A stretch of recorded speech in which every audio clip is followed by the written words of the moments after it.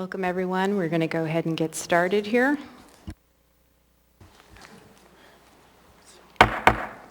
I now call to order this regular meeting of the Anchorage Assembly. It is Tuesday, January 24, 2023.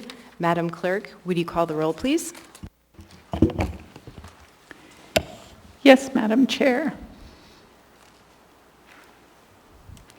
Mr. Holt. Here.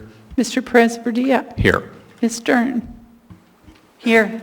Mr. Rivera. Present. Mr. Sweet. Here. Ms. LaPrance. Here. Mr. Constant. Here.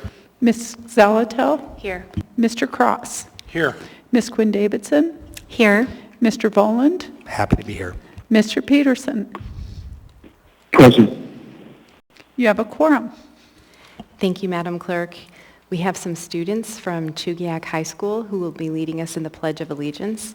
If you would come forward and press the button on the microphone to make sure it's on.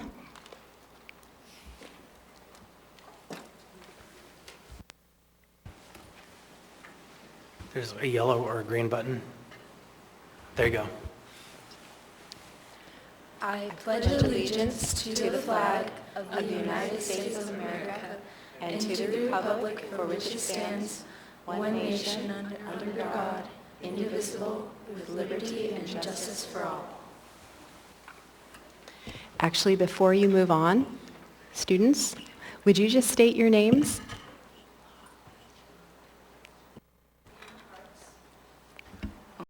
I'm Anna Parks. I'm Winifred Decay. I am Anna Taylor. Thank you, and I understand you're here for your U.S. government class Yes. from Chugiak High School. Yes. Welcome. Thank you for being here. Mr. Voland, would you read the land acknowledgement, please? Yes, thank you, Madam Chair. A land acknowledgement is a formal statement recognizing the indigenous people of a place. It is a public gesture of appreciation for the past and present indigenous stewardship of the lands that we now occupy. It is an actionable statement that marks our collective movement towards decolonization and equity. The Anchorage Assembly would like to acknowledge that we gather today on the traditional lands of the Dena'ina Athabascans. For thousands of years, the Dena'ina have been and continue to be the stewards of this land. It is with gratefulness and respect that we recognize the contributions, innovations, and contemporary perspectives of the Upper Cook Inlet Dena'ina. Thank you. Next, minutes of previous meetings. Before I ask for a motion to approve the minutes, Mr. Vice Chair? Yes.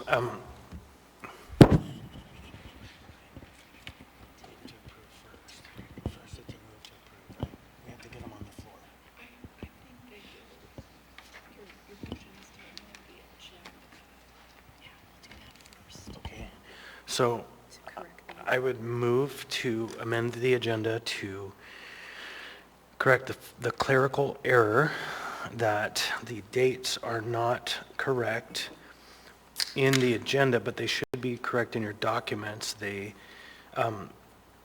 read January 13 and 16, and they should read December 13 and December 16. Second. Thank you. Thank you, Mr. Constant. A motion to correct the clerical errors in the titles of the minutes listed has been made by Mr. Constant and seconded by Mr. Voland. Seeking unanimous consent. Seeing and hearing no opposition, the titles are corrected. Mr. Vice Chair, may I have a motion to approve the minutes of the regular meeting of December 6, 2022, the special meeting of December 13, 2022, and the special meeting of December 16, 2022? So moved. Second. A motion to approve the minutes has been made by Mr. Constant and seconded by Ms. Zalatel, seeking unanimous consent. Seeing and hearing no opposition, the minutes of the regular meeting of December 6, 2022, the special meeting of December 13, 2022, and the special meeting of December 16, 2022 are approved. Next is the mayor's report. Mr. Mayor? Thank you, Madam Chair. It's good to see everyone here tonight. We have some exciting news concerning the Anchorage Fire Department. The newest Academy, Academy 2301, has officially kicked off, and recruits are doing their onboarding now. The Academy class has 22 members in it. We have recruits from all walks of life who have committed their lives to protecting the people of this great city. Over the next 10 weeks, recruits will be pushed and tested to ensure they are ready and able to handle the job that is before them. It is encouraging to see the strength and diversity expressed in this latest class. I'm incredibly proud of our AFD team who oversees the hiring process and the Academy itself. We have the best fire department in the country thanks to the people who make up the AFD. Best wishes to all recruits and their families. I look forward to seeing them all on graduation day. On Wednesday, I'll be joining our friends at the Anchorage Economic Development Corporation for their annual Economic Forecast Luncheon. 2023 is shaping up to be a promising year of economic growth and renewal for our city. I'm looking forward to hearing the details of AEDC's Choose Anchorage report. We continue to focus our efforts on building 300 housing units a year in this city, making our building codes simpler and incentivizing to those who look to develop and invest in housing in our city. With the right policies in place, I am confident we can continue to attract private investment, retain a talented workforce, and make Anchorage the destination for work and play along the West Coast.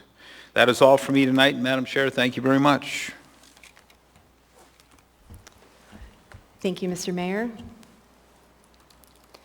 Next is the Assembly Chair report. Welcome, everyone. Thank you all for being here tonight, whether you're joining us here in the chambers or online. In the past few days, we have had 2 pedestrian fatalities on our city roads. These incidents are heartbreaking, and I extend my deepest condolences to the families, loved ones, and friends of the victims. Our city has a major problem with pedestrian safety, and we must take action to prevent future incidents and fatalities. The Assembly has recently increased our focus in this area, including creating a Safe Routes to Schools working group with the school district and members of the administration to improve pedestrian safety around schools, prioritizing pedestrian safety in the transportation plans that come through the Assembly, and adding pedestrian safety and trail connectivity to our 2023 work plan. I ask others in leadership positions in transportation fields to join us in prioritizing pedestrian safety in the upcoming year. As is evidenced by the Assembly's recent special meetings, we are taking the allegations of financial employment mismanagement by this administration very seriously and are doing everything within our powers to safeguard municipal people and resources. I thank my fellow Assembly members for the time and effort you have put in over the past week to work on this pressing issue. I appreciate your commitment to put in the time required to exercise additional oversight and controls in the next 2 months while we get to the bottom of these allegations and develop long-term solutions to keep the municipality fiscally and legally safe. As the Assembly continues to work to protect the municipality's interests, I want to thank several long-serving civil servants whose commitment to operational focus has helped ensure that critical municipal resources continue to be provided. Last week's special meeting was very collaborative and productive, and I especially want to thank Kent Kohlhase, Courtney Peterson, and Blair Christensen, and also Adam Trombley and Lance Wilbur for your willingness to put in extra time and help us craft the emergency ordinances to be effective without putting undue burden on the public servants who are working hard to keep our city running. Your experience and commitment to this community is helping to hold our city together right now during this tumultuous period. At last night's meeting, the Assembly authorized a subpoena of the records related to Mayor Bronson's hiring of former Health Department Director Joe Gerace. The administration had asserted that it has conducted an internal investigation into how Mr. Gerace was identified, chosen, and nominated for this position. But after repeated requests for the information, very limited information has been provided to the Assembly. And Assembly leadership was recently informed that the reports would only be shared under the order of a subpoena. As such, the mayor has determined that this information cannot be shared with the public. It is unfortunate that we couldn't investigate and resolve this issue in broad daylight because this issue is very serious and the people of Anchorage have a right to know what is going on. It's the intent of Assembly leadership that we convene in executive session tonight to view the report. I expect that will be about 8 to 8:30 p.m. tonight. And lastly, Mr. Mayor, you already used your allotted time for your mayor's report, but since this issue is so serious, I wanted to extend to you an opportunity for a moment of privilege to respond to our community regarding the growing concerns of financial and employment mismanagement, as well as the results of the jury's investigation. If you would like to speak to that now, the floor is yours. And this is a standing invitation for a moment of personal privilege. Go ahead, Mr. Mayor. Thank you, Madam Chair, for the opportunity. As you know, as we communicated to you earlier today, HR records are a private affair, and we are required by law to not divulge HR records, whether it's Mr. Gerace or anyone else, and that was, I believe, explained to you by Blair Christensen as well, so I'll leave it at that, and any comments on any HR records going forward can be directed to the Department of Law. Thank you.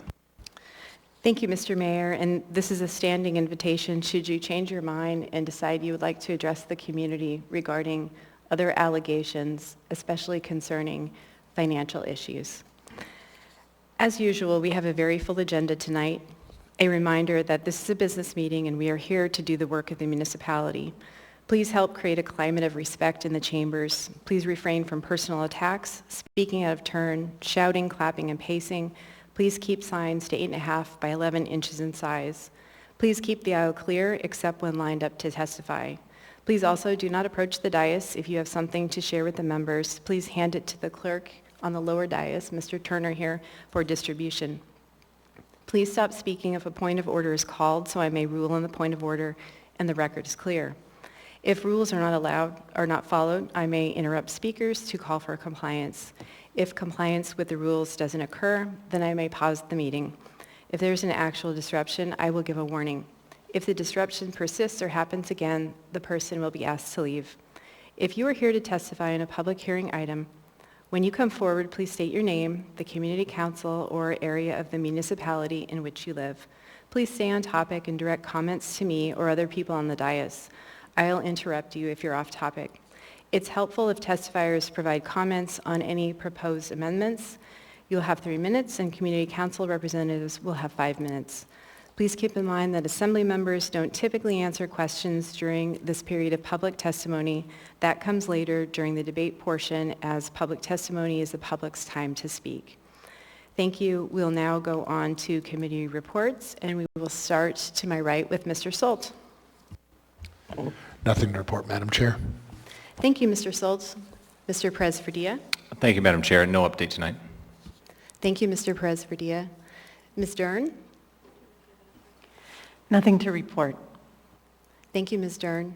Mr. Rivera. Thank you, Madam Chair. There will be a meeting of the Assembly's Housing and Homelessness Committee meeting tomorrow, January 25th, from 11 a.m. to 12:30 p.m. at City Hall, so different location than normal. First floor, room 155. We will circle back to a couple topics from last week, including Covenant House and the Golden Lion, and finish off the remainder of the items on the agenda we didn't get to last week. Also, I'd like to ask the clerk to add me as a co-sponsor to 10 Bravo 5. Thank you.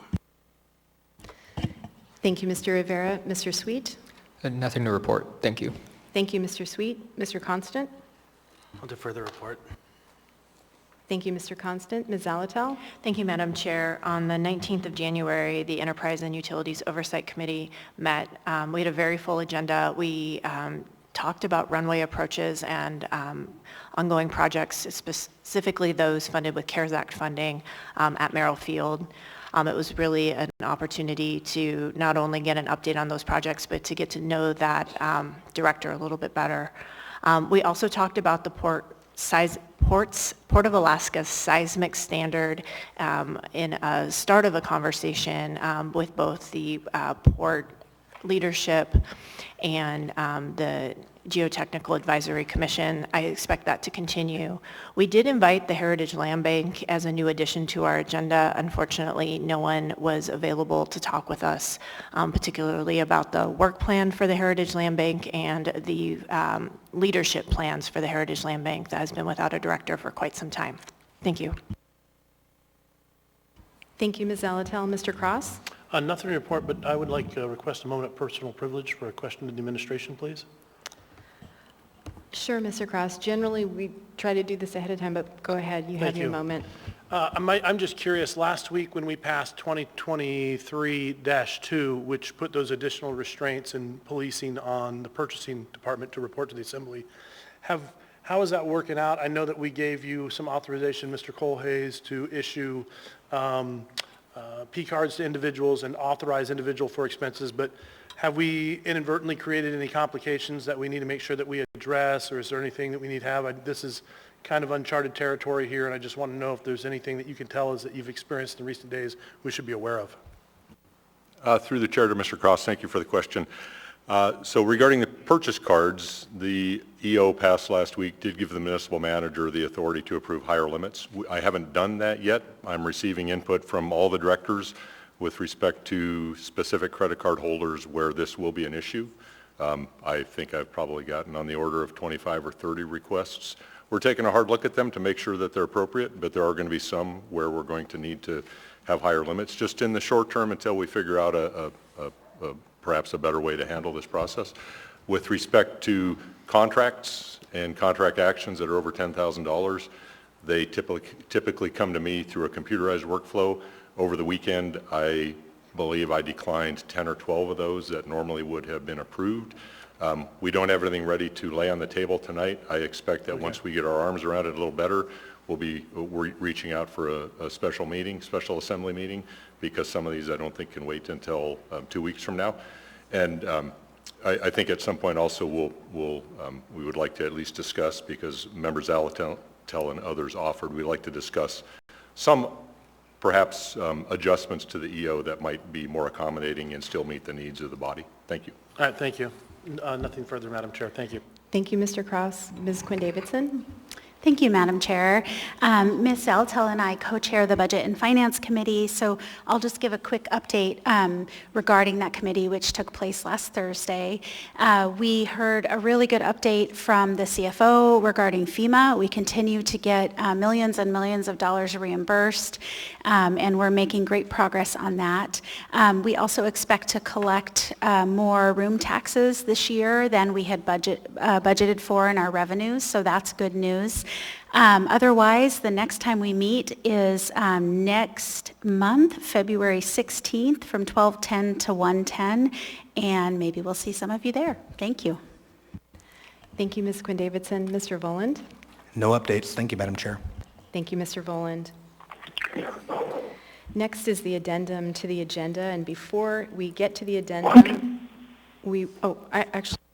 I'm sorry, I missed you, Mr. Peterson. Do you have a report? Yes, I do. Thank you, Madam Chair.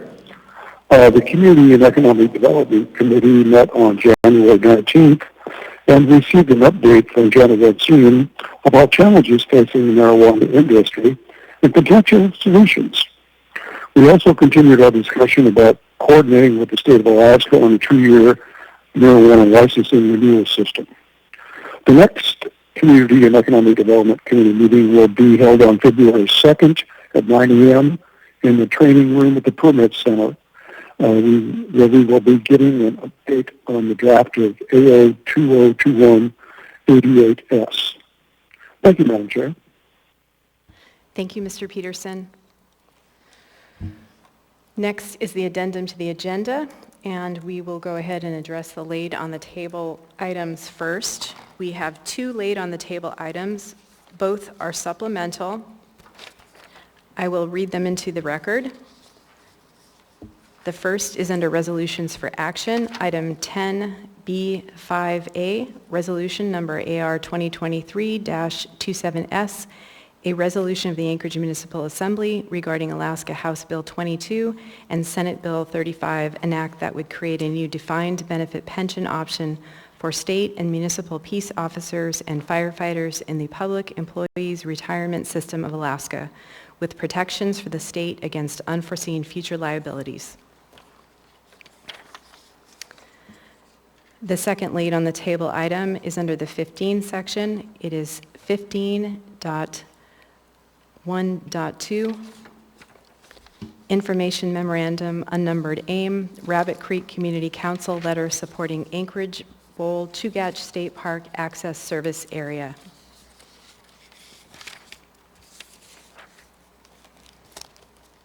Mr. Vice Chair, may I have a motion to incorporate the addendum as printed and distributed and the laid on the table items? So moved.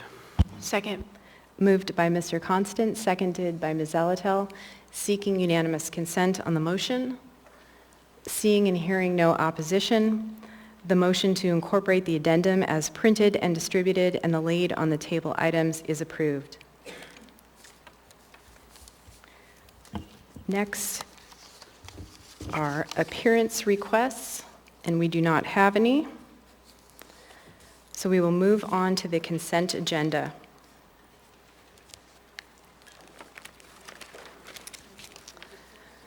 Consent agenda items numbered 10A through 10F are typically routine or non-controversial items such as bid awards, new business, information and reports, and ordinances and resolutions for introduction. The items on the consent agenda may be approved by the Assembly by a single vote on a motion to approve the consent agenda. Prior to approval, items may be pulled by an Assembly member for discussion and separate vote on each of those items. Under the Assembly Rules of Procedure, all ordinances and some resolutions will have an opportunity for public hearing on a future date. So I will now go down the dais and ask each member if they would like to pull any items. I will start on the phone with Mr. Peterson. Mr. Peterson, are there any items you wish to pull from the consent agenda tonight? No items for me. Thank you, Madam Chair. Thank you, Mr. Peterson. No items. Mr. Voland? Thank you, Madam Chair. I would like to pull item 10A1 for reading. Item 10A1. Thank you, Mr. Voland. Ms. Quinn-Davidson? Nothing for me. Thank you, Madam Chair. Thank you, Ms. Quinn-Davidson. Mr. Cross?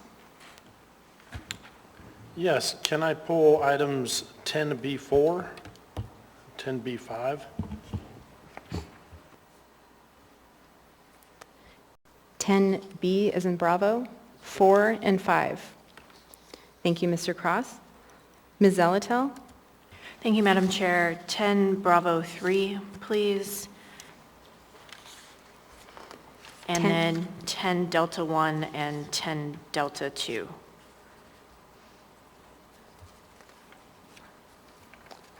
10 Bravo 3, 10 Delta 1, 10 Delta 2.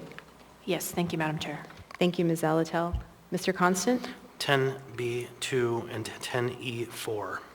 I also want to pull 10B5. It's already pulled. 10 Bravo 2, 10 Echo 4, and then also 10 Bravo 5, which has been already pulled by Mr. Cross. Thank you. Mr. Sweet, any items? Nothing from me. Thanks. Thank you, Mr. Sweet. Mr. Rivera? Thank you, Madam Chair. No items. Thank you, Mr. Rivera. Ms. Dern? Thank you, Madam Chair. No items. Thank you, Ms. Dern. Mr. Perez-Verdia? Nothing for me. Thank you, Madam Chair. Thank you, Mr. Perez-Verdia. Mr. Solt? Thank you, Madam Chair. My items have been pulled. Thank you. Thank you, Mr. Solt.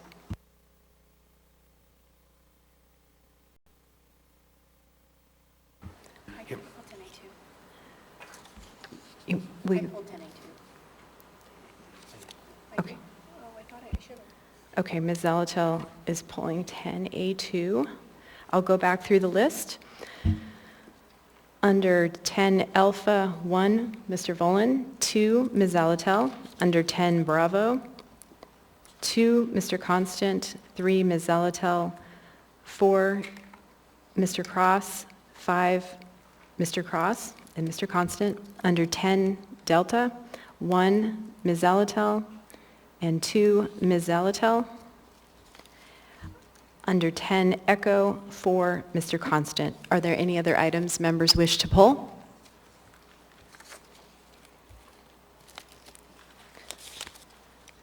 Mr. Vice Chair, may I have a motion to approve the consent agenda minus the pulled items? So moved. Second. Moved by Mr. Constant, seconded by Ms. Zalatel. Is there any discussion? Seeking unanimous consent. Seeing and hearing no opposition, the consent agenda, with the exception of the pulled items, has been approved. For the public's information, the Assembly has now passed or accepted all items in 10A through 10F, other than the items that were just pulled, which we will take up next, or that have been introduced for a future public hearing, which are all the items in 10G. If you were here to see action on an item listed on the consent agenda that was not pulled, those items have been passed or accepted. So we'll now go through and take up the items that were pulled from the consent agenda, starting with item 10A1, resolution number AR 2023-18, a resolution of the Anchorage Municipal Assembly recognizing the Inlet View Trash Ferries, a citizen group that has collected trash in and around downtown and West Anchorage consistently for over 45 years. What is the will of the body? Move to approve. Second. A motion to approve has been made by Mr. Volan, seconded by Mr. Constant, seeking unanimous consent. Seeing and hearing no opposition, this item is approved. And Mr. Volan, are you reading? I am. And Mr. Constant is presenting. And do we have folks here to accept? If you would please come forward to the podium. Okay, a resolution of the Anchorage Municipal Assembly recognizing the Inlet View Trash Ferries, a group that has collected trash in and around downtown and West Anchorage consistently for over 45 years.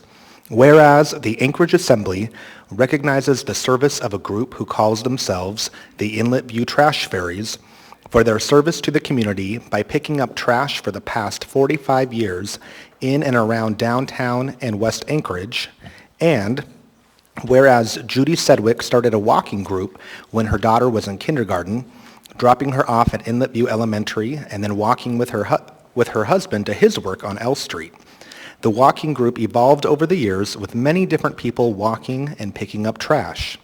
And whereas every week, Monday to Friday, a large group of around 8 to 10 walkers make their way around downtown and the west side of the city, conversing and picking up trash, circulating between 5 different loops, including Inlet View Elementary, West High School, Central Middle School, Downtown Park Strip, and surrounding neighborhoods, ending their walk at City Market for coffee and cookies.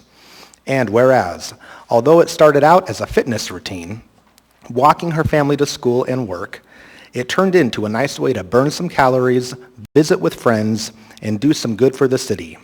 Judy and others get in about 10,000 steps during their morning walks. Judy says, "It's not only good for our health, but it's good for our souls. The camaraderie and friendship make you feel good too." And whereas the group currently includes Judy Sedgwick, Elaine Nelson, Perry Grover, Linda Grover, Joe Antonson, Sharon Harbuck, Jim Leonard, Charles Utermel, Rod Shipley, Pat Shipley, Tim Middleton, who has since moved but walked with the group for about 25 years, and many others over the years. Now, therefore, the Anchorage Assembly recognizes and honors the Inlet View Trash Ferries for their 45 years of community service, passed and approved by the Anchorage Assembly this 24th day of January 2023.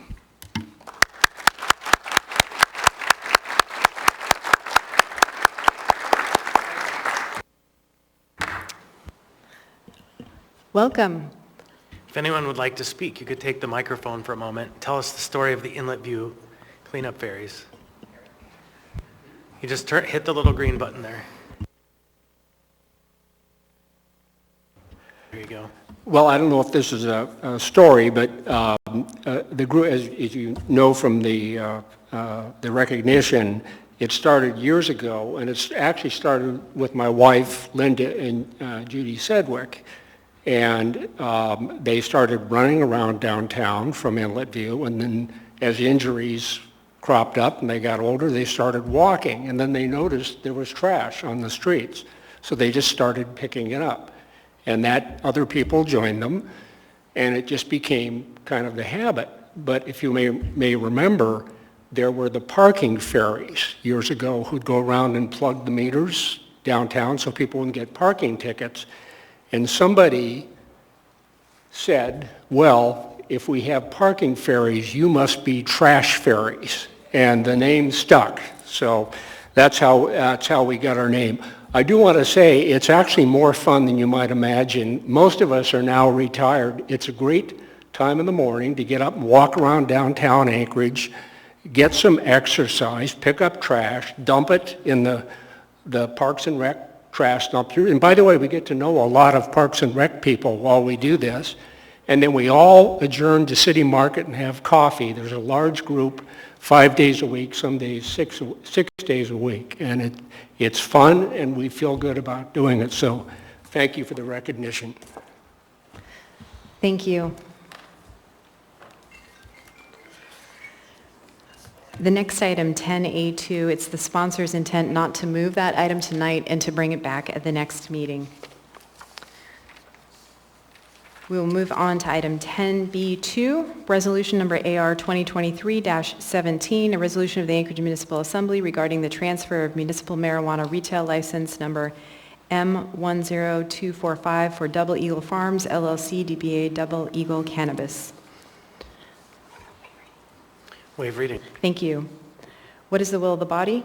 Wait, this one, Madam Clerk, or Madam Chairman, I was in the queue, is not going to be moved because there's a duplicate item in the 15s. It was accidentally put at this place in the agenda, so no action is necessary. Thank you, Mr. Constant. So we will move on to 10B3.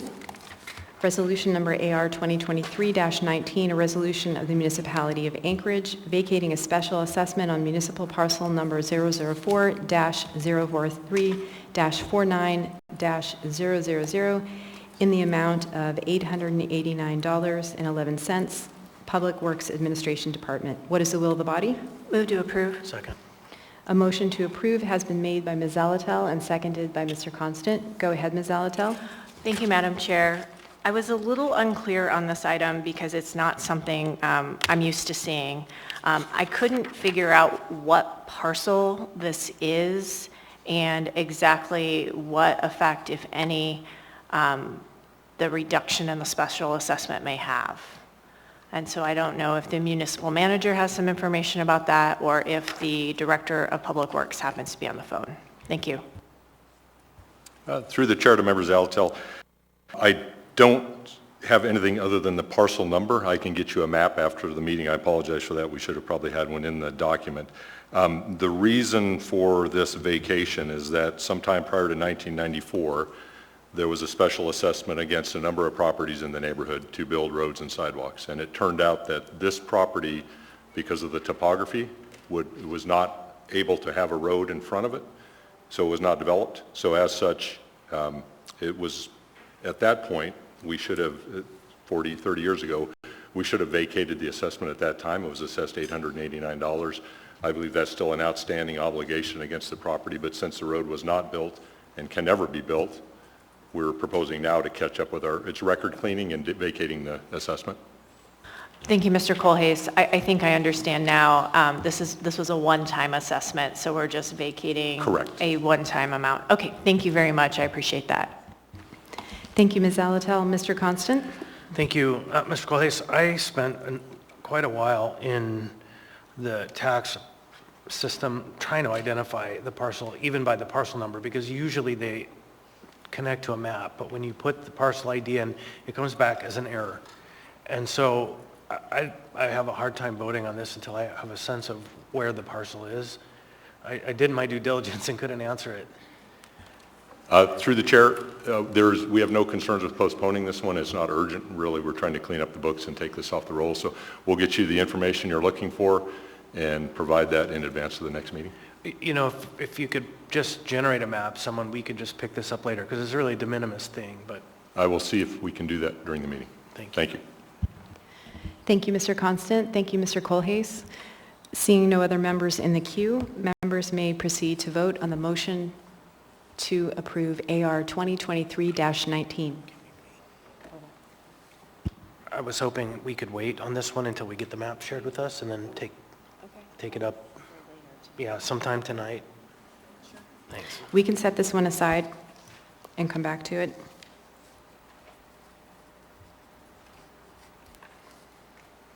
Ms. Zalatel? Yes, thank you, Madam Chair. I move to change the order of the day to take up item 10 Bravo 5 before 10 Bravo 4. Second. Ms. Zalatel has made a motion to change the order of the day to take up 10B5 next, followed by 10B4, Bravo 4. Yes, thank you. Very briefly, I'm looking up some information on previous action with regard to the Sullivan Arena, and I would like to have that before that item comes before us, and we should have it momentarily. Thank you. Thank you, Ms. Zalatel.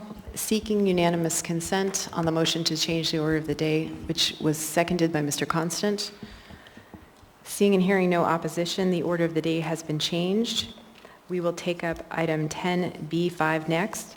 Resolution number AR 2023-27, a resolution of the Anchorage Municipal Assembly regarding Alaska House Bill 22, an act that would create a new defined benefit pension option for state and municipal peace officers and firefighters in the Public Employees Retirement System of Alaska. Waive reading. Thank you. What is the will of the body? Mr. Constant? Move to approve the S version. Second. A motion has been made by Mr. Constant to approve the S version. It has been seconded by Ms. Zalatel. Mr. Constant? Thank you. Like we've done every year since I've been on the body, I am moving this forward. Again, this time the substitute version is before you because in the interim from when it was initially put into the record to when it's come before us, there is a Senate bill companion that has been released, and I'm through the resolve part, adding this if the members agree to the legislative program, and to honor our great staff who's been doing this work. It doesn't mean that they're going to reprint that book or do any more publication. It just means that when we have a conversation with our municipal lobbyist, Ms. Chamberlain, this is a conversation that we can have with her. Thank you, Mr. Constant. Mr. Cross? So it's just a resolution to have a conversation and to bring it forward, but we're not, is that what you're stating? Madam Chair? Go ahead, Mr. Constant. No, what it says is the Muni supports the creation of a defined benefit program for EMS and public safety. Gotcha. Yeah, and so as much as I support our public safety officers and police officers, it's been my experience, at least my knowledge, that defined benefit program was extremely expensive. And I guess I would have to look at the financial ramifications. I wish there was a way that we could better serve them without something that when the rest of our community is struggling in lights of major financial difficulties, you know, that burden to carry that defined program is intense.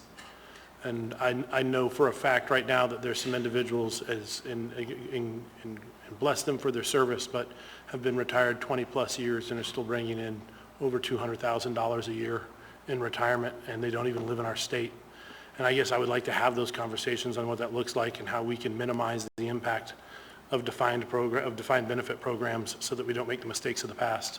Thank you. Thank you, Mr. Cross. Mr. Solt?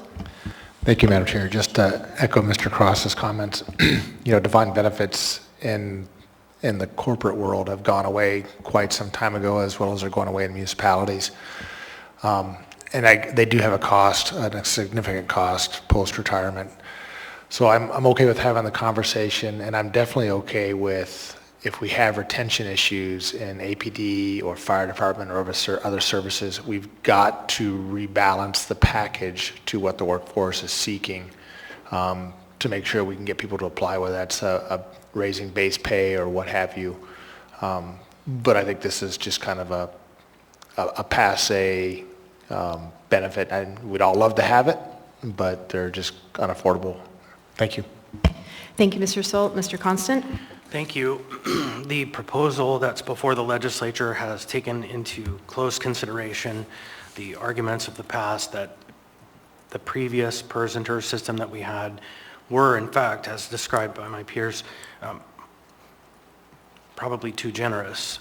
The current program as proposed has fiduciarily been demonstrated to not have the same impacts. In fact, it is fiscally smart to do because the costs are lower on the delivery of these benefits. And what's happening right now when we talk about cost to the departments that this would serve, the police and fire department, we are the best training department in the Northwest.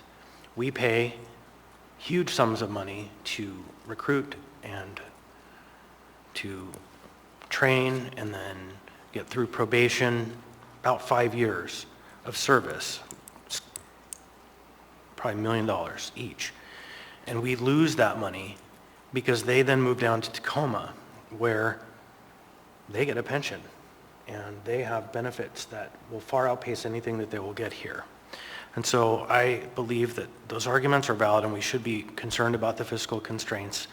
And these two laws are carefully constructed to ensure we don't repeat the errors of the past and provide us an opportunity to keep the people we're training. So I urge your support.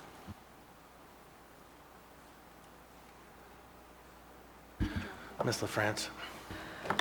Thank you, Mr. Constant. And first, I wanted to note that Mr. Rivera had asked to join as a sponsor, and I had asked to join as a sponsor. And if there are any other members Mr. Voland, Ms. Zalatel, Mr. Perez-Verdia, Ms. Dern, Mr. Sweet. Ms. Quinn Davidson, did you raise your hand to be added as a sponsor? Sure. I didn't, but sounds like a good idea.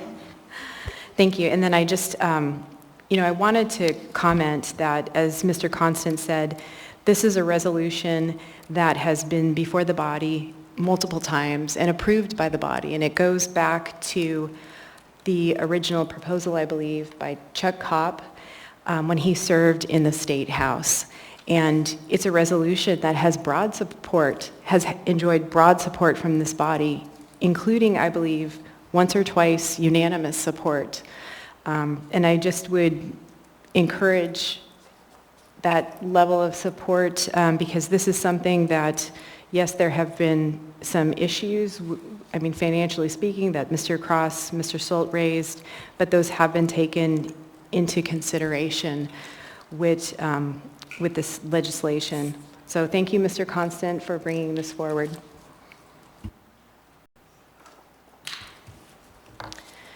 Seeing no other members in the queue, members may proceed to vote on the motion to approve AR 2023-27S.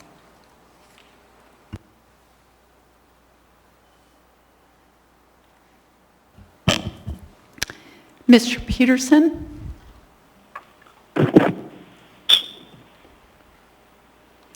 Mr. Peterson, could you repeat that?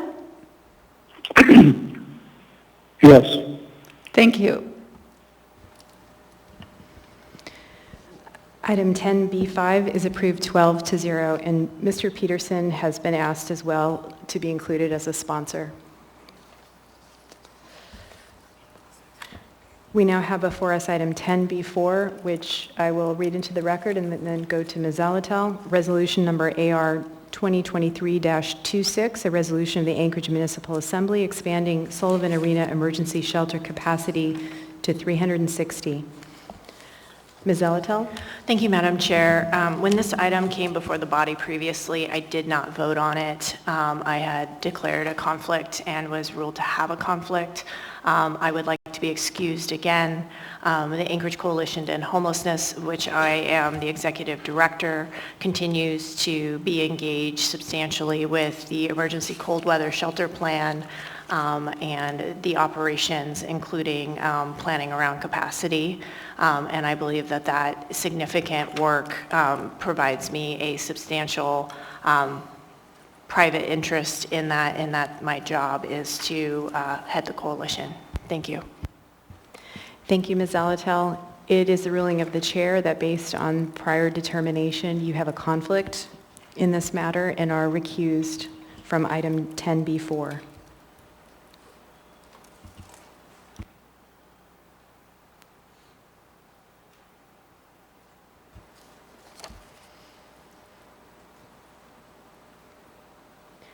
What is the will of the body? Move to approve. Second. A motion to approve has been made by Mr. Constant and seconded by Mr. Rivera. Mr. Constant, did you want to speak to the motion? Mr. Cross? Yes. I'm hesitant to expand capacity without a plan to deal with the ramifications on the neighborhood of the expanded capacity. So I'd like to hear from the administration on, rather than increasing that, has there been any other, I know that we funded $450,000, but what actions have been put in place to help mitigate the effects to the surrounding neighborhood? Thank you.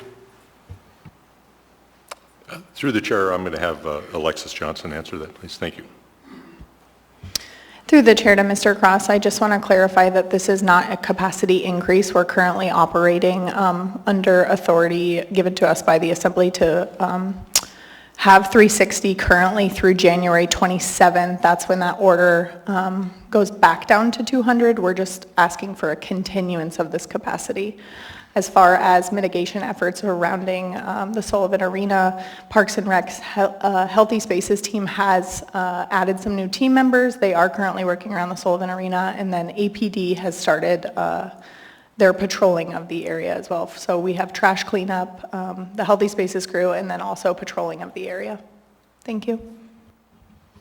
Thank you. And through the chair, if I might make a comment, I did receive an email from the owner of Kendall Toyota, who's adjacent, or Kendall Ford Toyota, that's adjacent, and they said they had noticed a decrease in instances over the last couple months, so that's encouraging, and I thought our assembly would like to know that.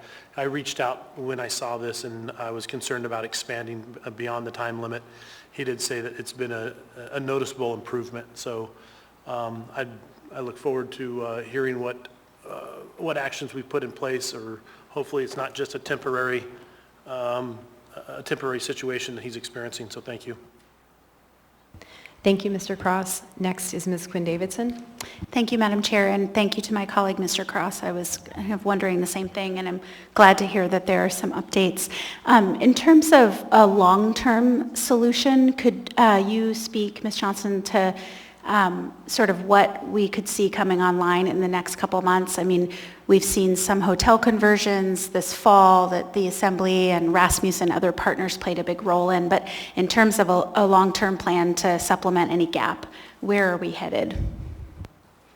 Thank you for the question through the chair to Ms. Quinn Davidson. So we currently are working on developing a demobilization plan for the summer for the closure of emergency cold weather shelter. We plan to present to the Coalition Demobilization Task Force on the 6th. On February 10th, that's a Thursday, then we will work with them to finalize that plan, come to some sort of concurrence. That will be on February 13th, which is a Monday, and then we will be presenting with the Housing and Homelessness Committee meeting on that Wednesday, I believe, with an alternative for having the following Wednesday. So we'll be looking at mid to late February for a demobilization plan. The administration will be offering a 3-plan approach. So it'll be good, better, best. And then with the new housing units coming online that I can discuss today, we have the Barrett Inn coming online probably here in about a month. We also have a hotel that we're calling Hotel 3, and that will bring on 46 units. And then with hopes to speed up the timeline for the Golden Lion with an appropriation, that'll be bringing on 85 housing units. The gap that we see now, we're still in need of housing, and we will be in need of shelter for summer. So I'm hoping we can find some funding streams and continue to do the good work that we're doing. Thank you. Thank you, Ms. Johnson. Thank you, Ms. Quinn Davidson. Mr. Voland? Thank you, Madam Chair. I'm really supportive of some of those housing opportunities, so I appreciate the administration's work on that. And then also I wanted to thank Kent Kohlhase for your very detailed response to my email asking about the appropriations for mitigation around Fairview. I appreciate that those have been initiated, and I did, just so you know, I asked the clerk to share that with our members. So thank you for your response. Thank you, Mr. Voland. Mr. Constant? Yeah, thank you. Ms. Johnson, I just want to say thank you for getting this on the agenda in a timely manner so that we could chew on it over the weekend. And obviously, I don't want to undo what's there, so I won't speak against it. But I think most of us, if not all of us, received an email today about an incident down there, an assault and a stabbing, a very bad situation. And the report that we received, at least it's all preliminary, we don't have any facts, was that it was not an individual receiving services in the arena, which goes really to the heart of the issue that the neighbors are concerned about, is that it becomes an attraction to people who are troublemakers and people who are hurting and willing to hurt. And so I can't stress how important it is that we ramp up the support for the neighborhood from the off-site impacts of these services at this time, because it's real, and they're paying. Thank you, Mr. Constant. Seeing no other members in the queue, members may proceed to vote on the motion to approve AR 2023-26.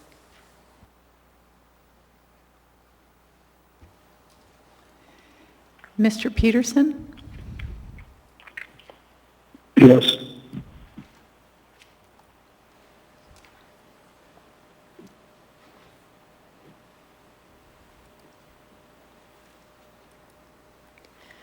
Item 10B4 is approved 11-0.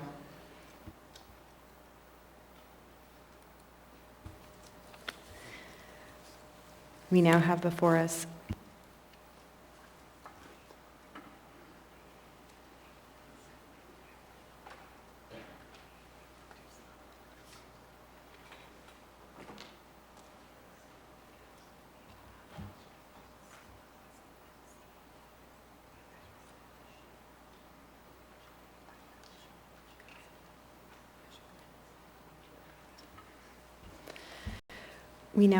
us item 10D1, Assembly Memorandum Number AM 40-2023, Youth Advisory Commission Appointment.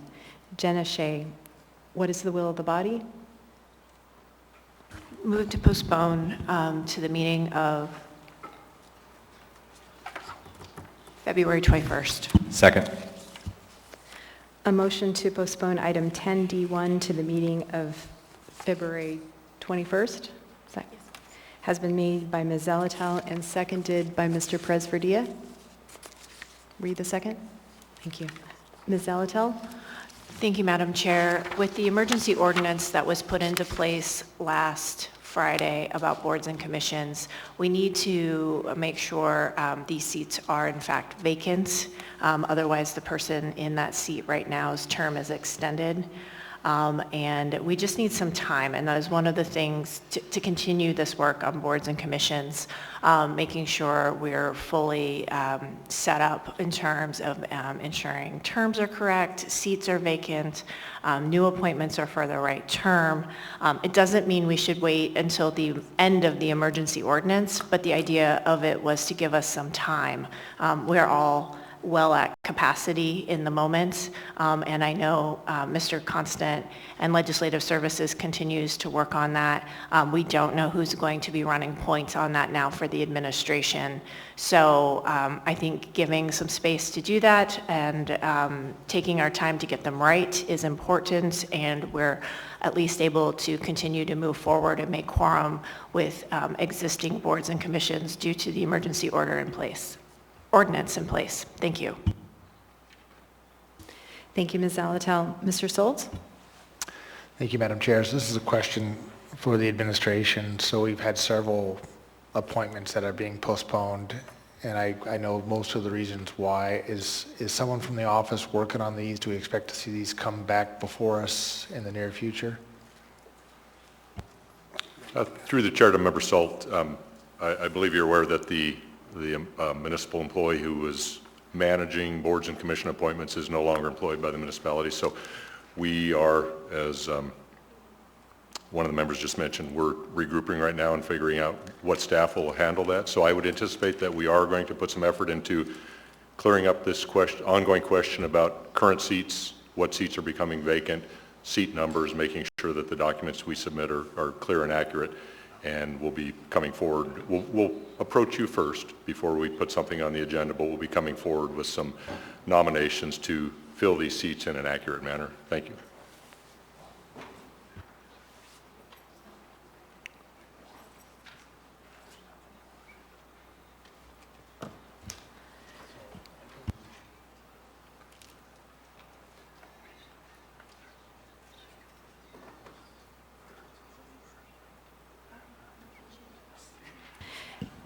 And we are verifying dates for a potential special meeting because there are a number of these items concerning board appointments, commission appointments, and it's the preference or suggestion of assembly leadership to take them all up at once.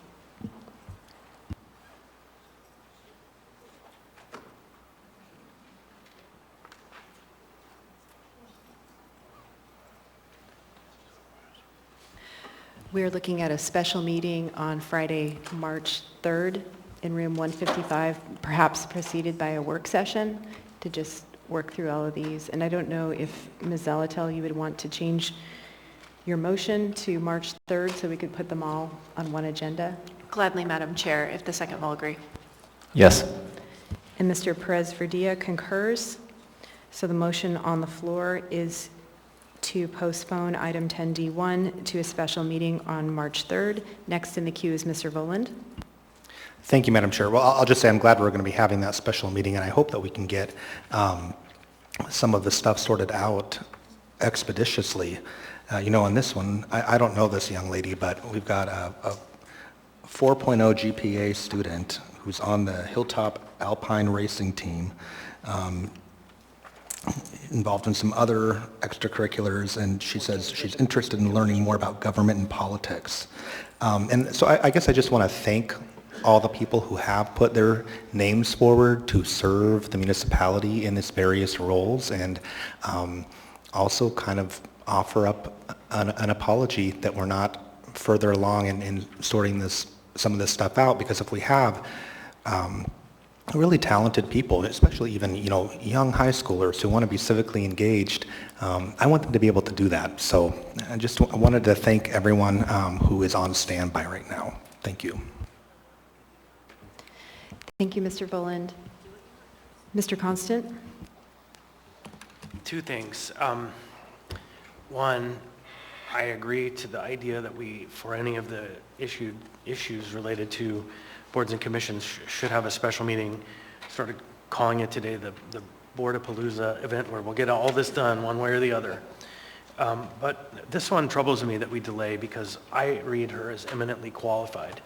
And it's hard for me because I want to proceed. And so we had a discussion about this morning in our meeting, and I was never quite square with the idea. And the emergency ordinance that we passed provides two paths here. It says keep them in the seat or we fill them, whichever comes first. And so there was a question, and I believe the answer was yes. We had a spreadsheet delivered to us. Is it a vacant seat as opposed to filling over somebody? And so, or a continued term. It's definitely not a continued term.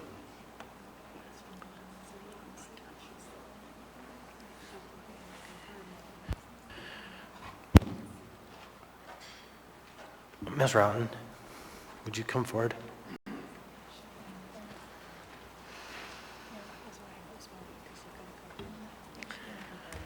So the question was, were you able to confirm that this was not a filled seat, that this individual is in order? That's correct. On the Youth Advisory Commission, seat 2, 3, 5, 6, and 7 are vacant.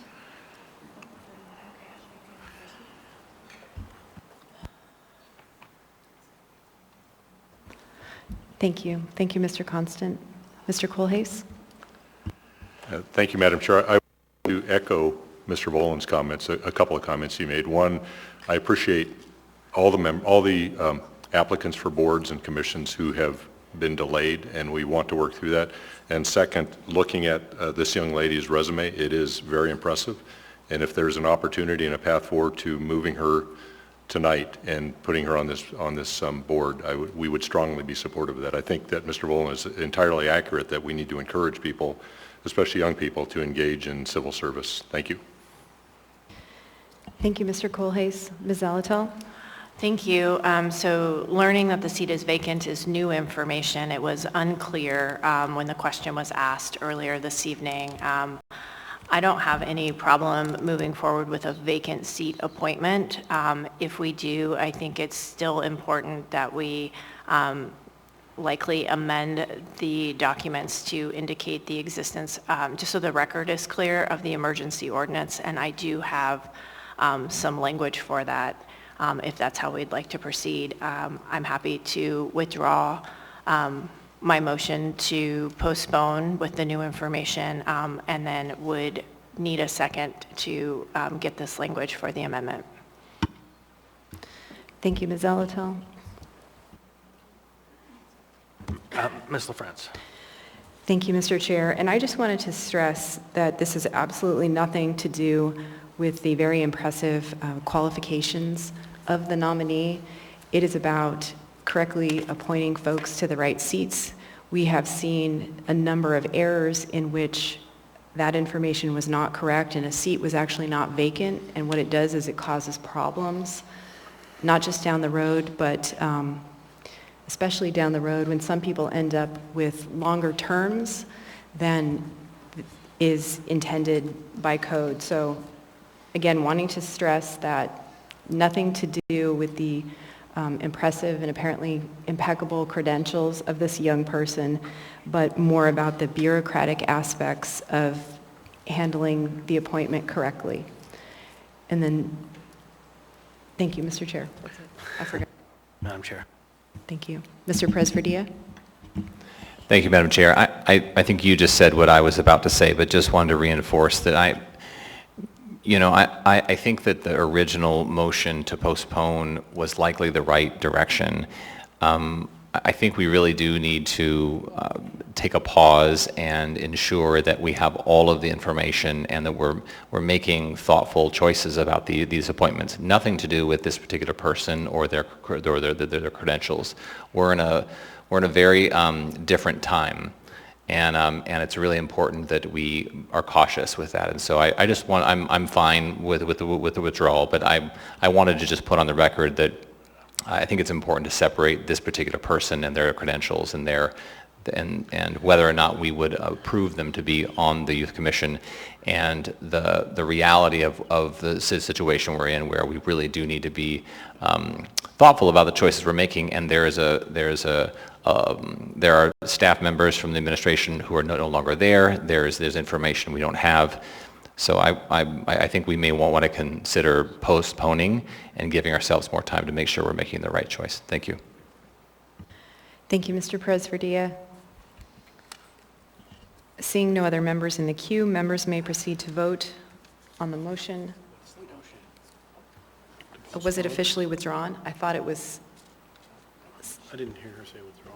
Ms. Zalatel, did you withdraw it? I know you indicated that you. I said if the second would. Did the second withdraw? No, the second did not withdraw. I'm not sure I need to withdraw in order for it to be withdrawn, but I would encourage the mover to not withdraw and to continue with the motion. So the motion to postpone to March 3 to a special meeting is still on the floor. Mr. Constant? Yeah, and I just think I'm going to not support the motion. Thank you, Mr. Constant. Seeing no other members in the queue, members may proceed to vote on the motion to postpone item 10D1 to a special meeting of March 3rd, 2023. Mr. Peterson? Yes.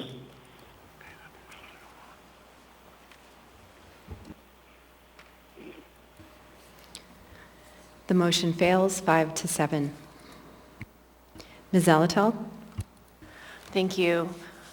I'm going to move an amendment, but first, I'm going to express a bit of frustration.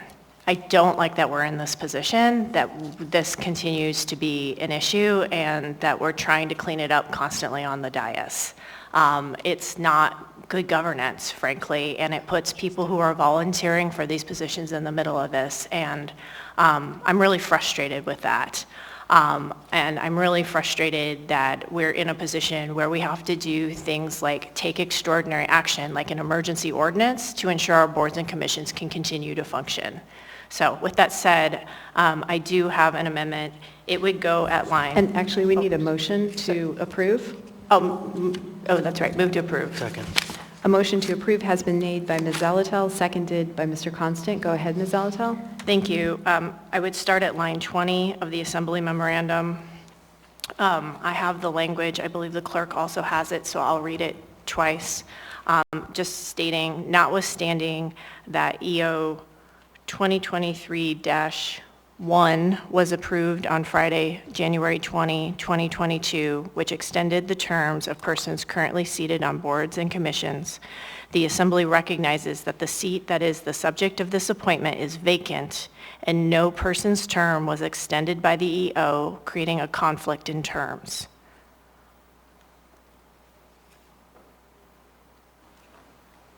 Do you need a second? Do you have a? I'll second. Seconded by Mr. Perez-Verdia. And the language is there up on the screen. This is just to keep the record clean, because we will have appointments moving through this process while the emergency ordinance is in effect. And so if anyone were to go back and look at the record, it would show that while the emergency ordinance was in effect for this person, because the seat was vacant, that it didn't extend anyone else's term. It's just we really need to make sure we're really clean about this process and this time while we continue to clean it up. And I believe it was 2023-3. I may have missed. We need to verify which emergency ordinance it was. I thought it was 1, but we'll make sure we get the right number up there. My apologies. I think that's my apology. Thank you, Ms. Zalatel. Next is Ms. Quinn Davidson. Thank you, Ms. Zalatel and Madam Chair. Sorry to do this, but I'm having a challenge with the sentence. The end of it, it says, and no person's term was extended by the EO, creating a conflict in terms. I think what you want to say, Ms. Zalatel, is that no conflict was created, but the way it reads, I think, is a little confusing. So I would suggest that instead you say no person's term was extended by the EO, comma, so no conflict in terms was created. I don't know if you're okay with that. Okay. Can you just say that that's your motion, Meg? Oh. I believe the clerk has it. Okay. And the second, Mr. Constant? It just makes clear that there is no conflict created. Okay. I'm sorry to do that. I know it's like an annoying grammar thing. I just want it to be clear. Mr. Perez-Verdia, as the second, do you agree, Mr. Perez-Verdia? Are you okay with that suggested language change? Okay, the second agrees. The revised language is on the screen. Seeing no members in the queue, members may proceed to vote on the amendment. Yes. Mr. Peterson? Yes.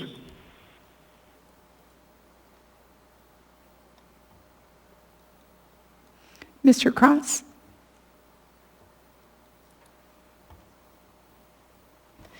The amendment is approved 12-0. We are now back on the main motion. Is there any further discussion? I haven't done that yet. I'm still doing that.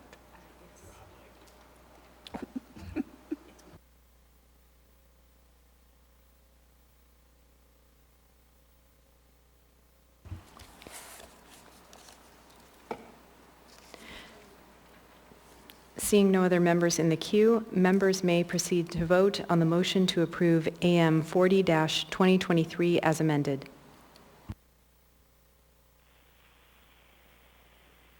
Mr. Peterson?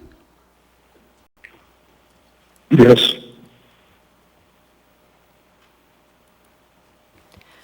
Item 10D1 is approved 12-0. Next is item 10D2, Assembly Memorandum Number AM 41-2023, Chugiak, Birchwood, Eagle River Rural Road Service Area Board of Supervisors appointments. What is the will of the body? Move to postpone to a special meeting of March the 3rd. Second. A motion has been made to postpone to a special meeting of March 3rd by Ms. Zalatel. It's been seconded by Mr. Constant. Go ahead, Ms. Zalatel. Thank you. So in checking with Legislative Services, we can't confirm whether or not these seats are in fact vacant.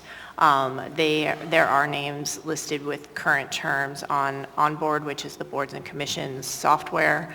And so it's really one of those ones that is unclear, and I don't know that we want to muddy the waters any further. Thanks. Thank you, Ms. Zalatel. Mr. Cross?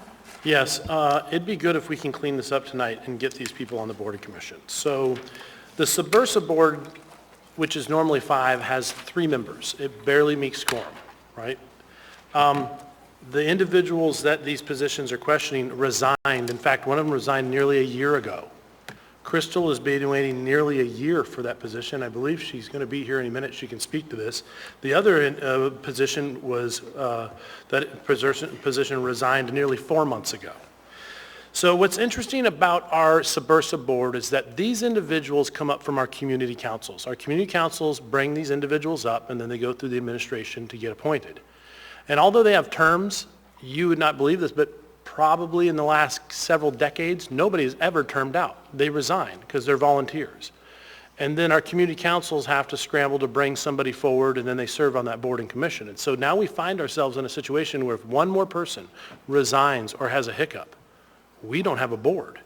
And we keep putting this down. And I think understanding how that board works puts things in perspective, in that continuing to delay these appointments is creating a much larger dilemma than we realize. And Mrs. Kennedy is here. She's come down to help with this.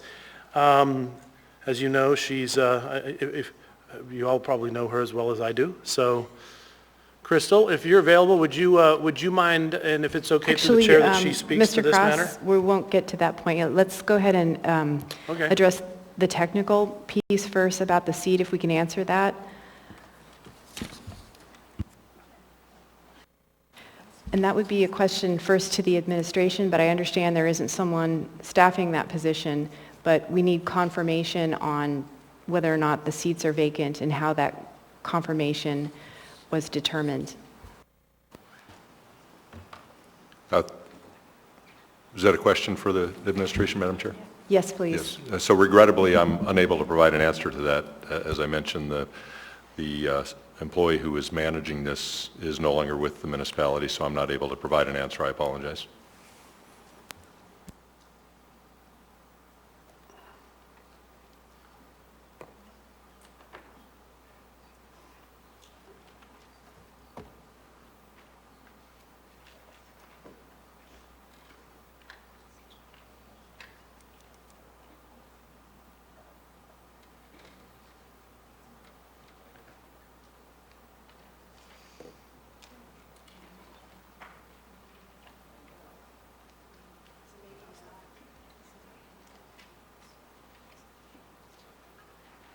Can I ask Mr. Cross a quick question?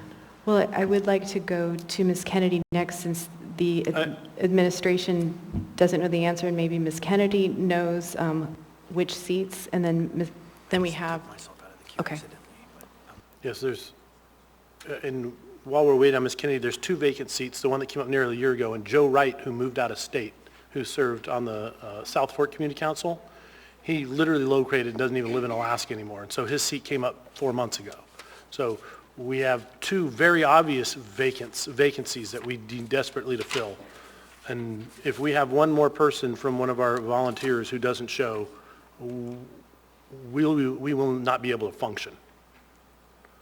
So, Mrs. Kennedy, would you care to speak to this? Thank you. And while she's coming up, Mr. Constant has a question just about the process that I think maybe some members who don't have road service boards. So my question is, how are nominees selected? I'm sorry, how are these nominees selected? The nominees are selected from our community councils. and the community councils elect and bring forth a nominee to serve on the board. Thank you. Mrs. Kennedy. Nice to see you again, Crystal. Good evening. Thank you so much, Madam Chair. I'm happy to answer some questions just in terms of what I know from the perspective of how this board functions and kind of where we're at with membership. Currently, the position that I have applied for expired in 2022, so just in July. And of course, my application went in for that position in May, so we're still waiting for some approval on that.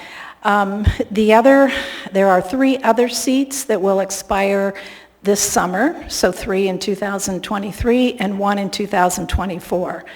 From what I understand, our staff at the street maintenance staff monitor all of the dates by which somebody's position expires, and they wait for each community council to then fill that position, to do their elections and fill that position, and then they send everything through the process, through the mayor's office, and then obviously ultimately to the assembly.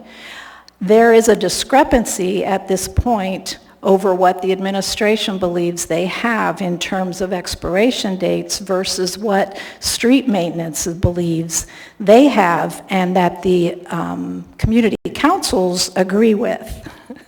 So there is some confusion, granted, but I can at least say for my position and for the one that Mr. Hammermeister is applying for, with my position, it was vacated, like I said, in July of 2022. And Mr. Hammermeister is applying for the alternate position from South Fork Community Council, and the current primary member for that position will be resigning as soon as they have an alternate. So both of these seats are kind of waiting for approval in order to continue filling those seats within this board. So I'm happy to talk any more about kind of the history behind all this. I do think it was important, and Mr. Constant kind of showed you what the difference is between some municipal boards and commissions versus how we do our Parks and Rec Board, the Chugach Eagle River Advisory Board, and the Road Board, that nominations start at the community council level and have to be approved by the community council first. So thank you. Thank you, Ms. Kennedy. Mr. Cross, was there anything else you wanted to ask?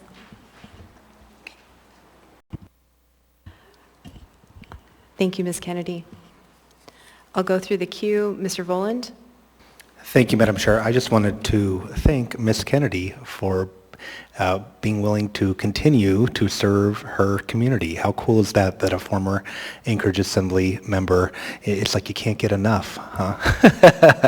Thanks for being here. Thank you, Mr. Voland. Mr. Presverdia? Thank you, Madam Chair. It's really great to see you. Thank you for being here. Pivoting to something not so positive as saying hi to Crystal, I'm frustrated because we have a lot to do tonight, and we are learning about these things on the dais from wonderful people from the community in terms of where our seats are at and when they're available, and I don't not trust everything that Ms. Kennedy just said.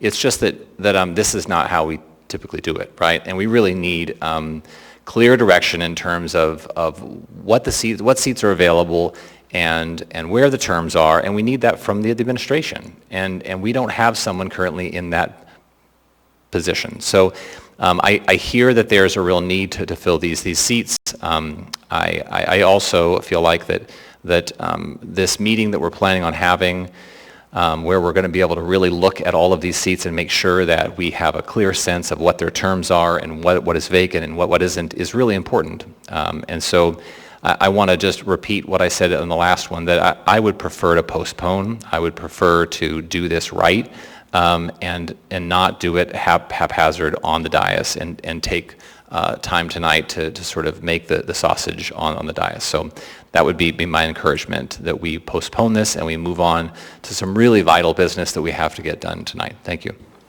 Thank you, Mr. Presverdia. Ms. Dern?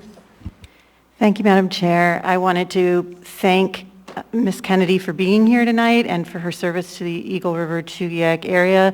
I think that I echo I echo everybody's opinion of what's going on here tonight. I am very disappointed that we aren't able to make these appointments.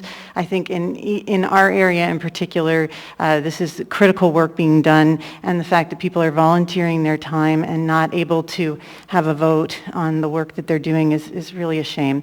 So I do urge that we get these people appointed as soon as possible. And respectfully, I do understand what Mr. Perez-Valdea is saying here, and it's just an impossible situation. But I do thank Ms. Kennedy, and I look forward to working with you in the future. Thank you, Ms. Dern. Ms. Zalatel?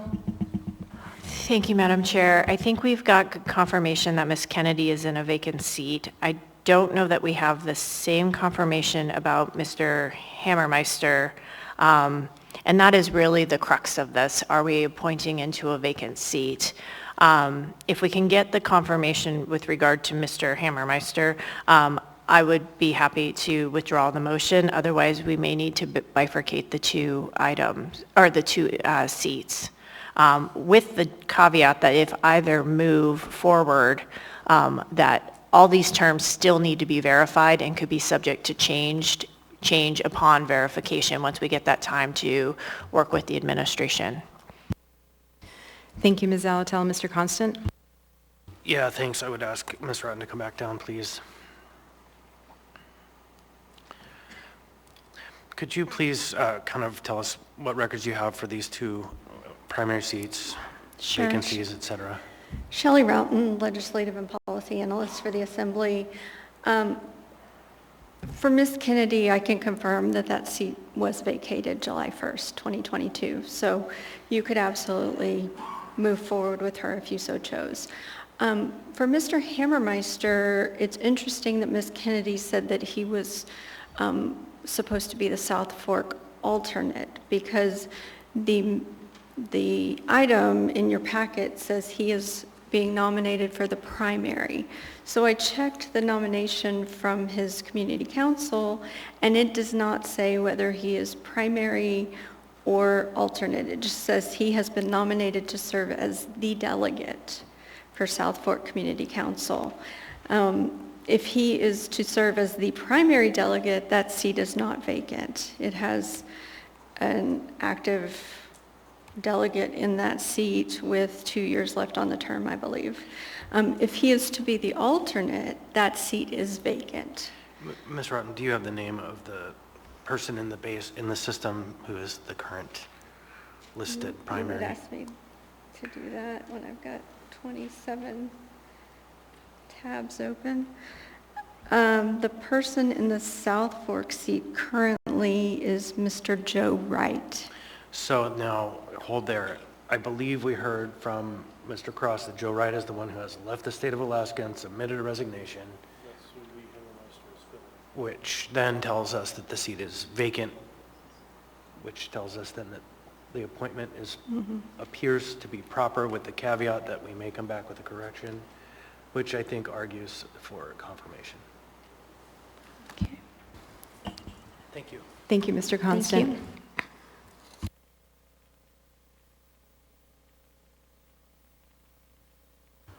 So I withdraw the motion to postpone.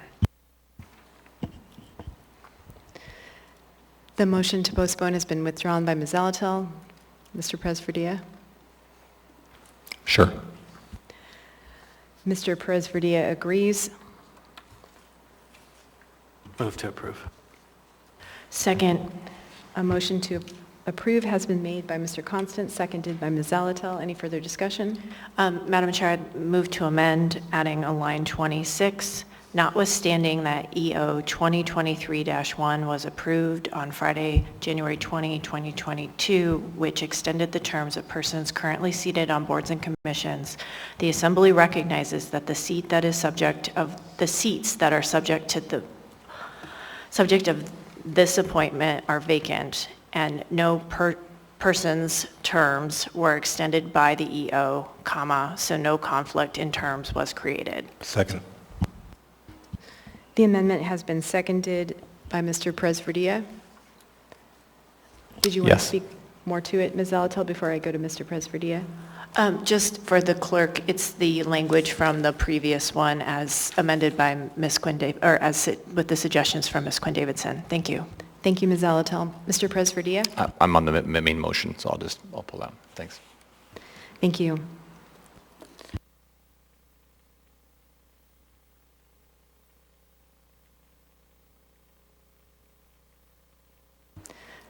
The amendment language is on the screen.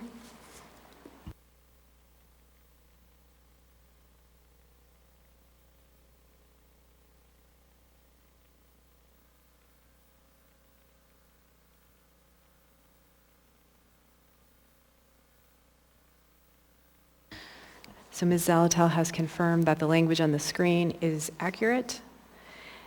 Seeing no other members in the queue, members may proceed to vote on the amendment.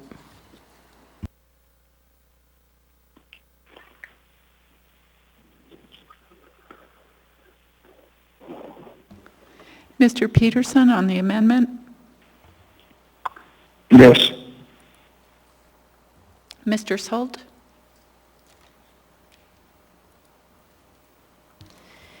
The amendment is approved 12-0. We're back on the main motion as amended. Mr. Presverdia?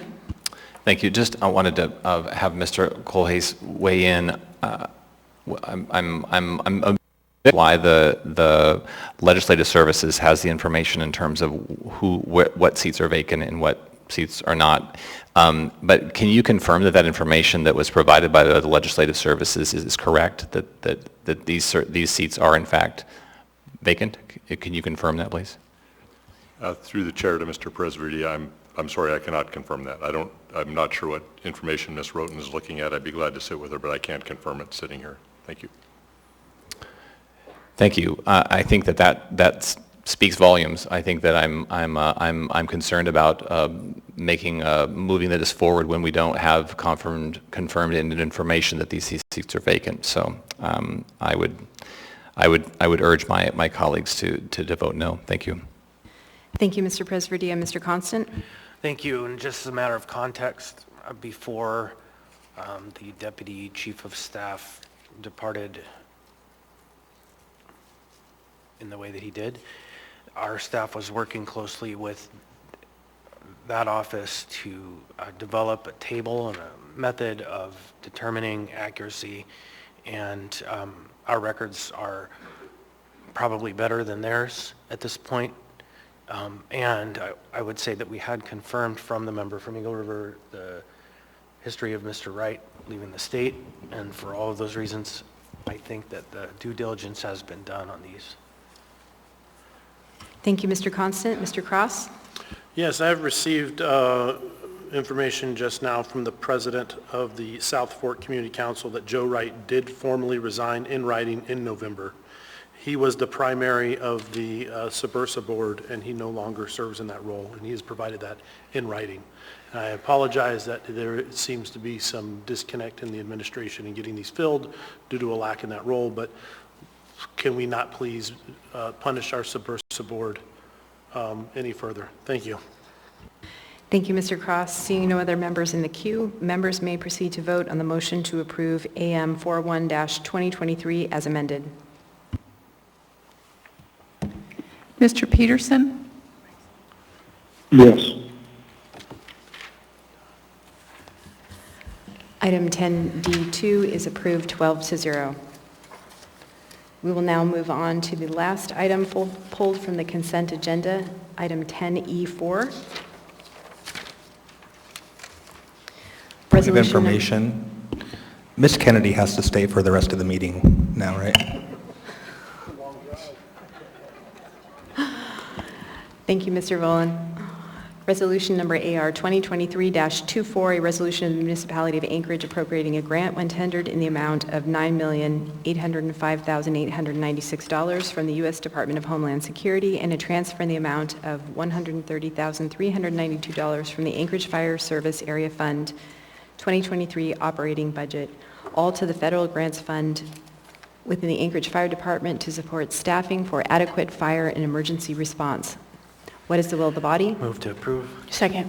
A motion to approve has been made by Mr. Constant. It has been seconded by Ms. Zalatel. Go ahead, Mr. Constant. Thank you, Mr. Colhase.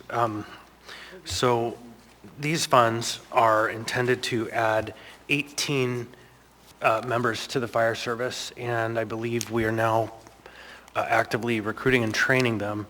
But I hold this item to make sure we all have this conversation again, that when first quarter comes around, it's really required, because of the receipt of these funds, that we add 18 positions, not use these dollars to backfill general fund revenues and leave ourselves at the baseline.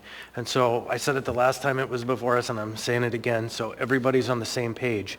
These funds are for new firefighters. I understand that we had budgeted an academy, sorry, tired, and previously, then we have the SAFER funds, and so ideally, we'll be adding beyond the 18 for what we had already targeted to get to in our academy planning for the budget. And so if we don't do that, will be a conversation we can have, but I want to make sure everybody's on notice that we are intending to add 18 positions for these SAFER funds in Q1. Is that true? Yes. I mean, somebody asked, is that true? Chief Shargi, is that a fair statement? These funds are intended to add 18 firefighters? He nods yes. Thank you. Sorry to put you on the spot.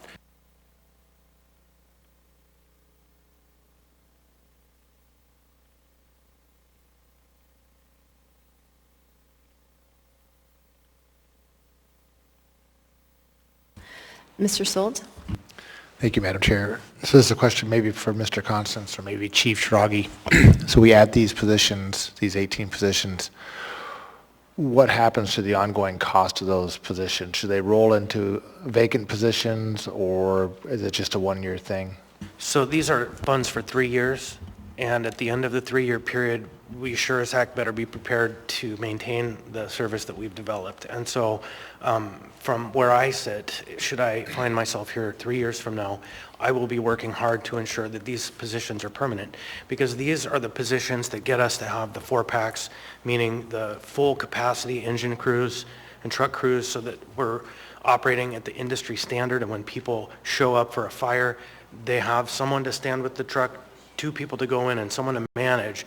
And so this is all part of bringing our fire service up to the industry standard. Yeah, thank you, and I would agree 3 years is long enough to get that squared away. Thank you, Mr. Solt. Thank you, Mr. Constant. Seeing no other members in the queue, members may proceed to vote on the motion to approve AR 2023-24. Mr. Peterson?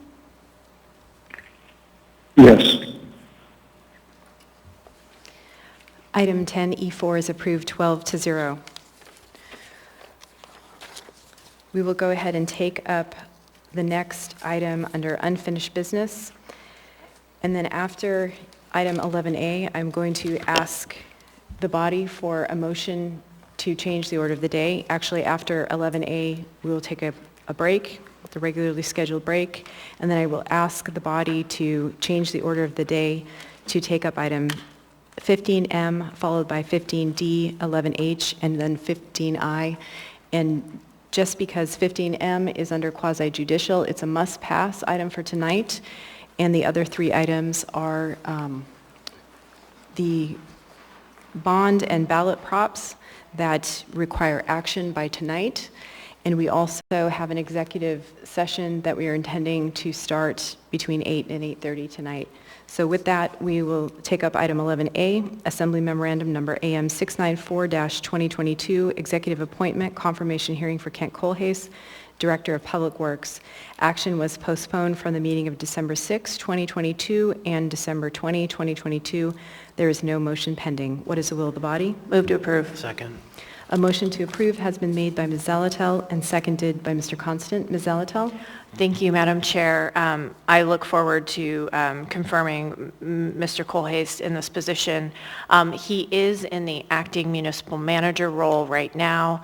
I wanted to confirm with Ms. Christensen that that acting appointment is the provisional appointment under AMC or the code 3.3 0.066B, which is one of those appointments that isn't subject to confirmation. It's in the need of the municipality, and it can last for 6 months. And so as soon as I can get confirmation on that, I'm happy to support this with that context. Thank you, Ms. Zalatel. Hi, Ms. Christensen. I would just like to confirm that Mr. Colhay's continuing to act as municipal manager, if we confirm him as Public Works Director, will be pursuant to code at 3.30.066 Bravo, which is the provisional appointment that can last up to 6 months. Through the chair to Ms. Zalatel, that is correct. It's the acting appointment where you do not actually occupy the PCN of the position. Great. Thank you, Ms. Christensen. Thank you, Ms. Zalatel. Thank you, Ms. Christensen. Seeing no other members in the queue, members may proceed to vote on the motion to approve AM 694-2022.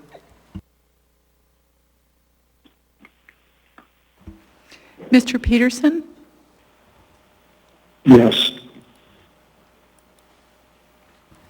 Item 11A is approved 12-0. Before we take a break, I would ask Mr. Vice Chair, may I have a motion to change the order of the day?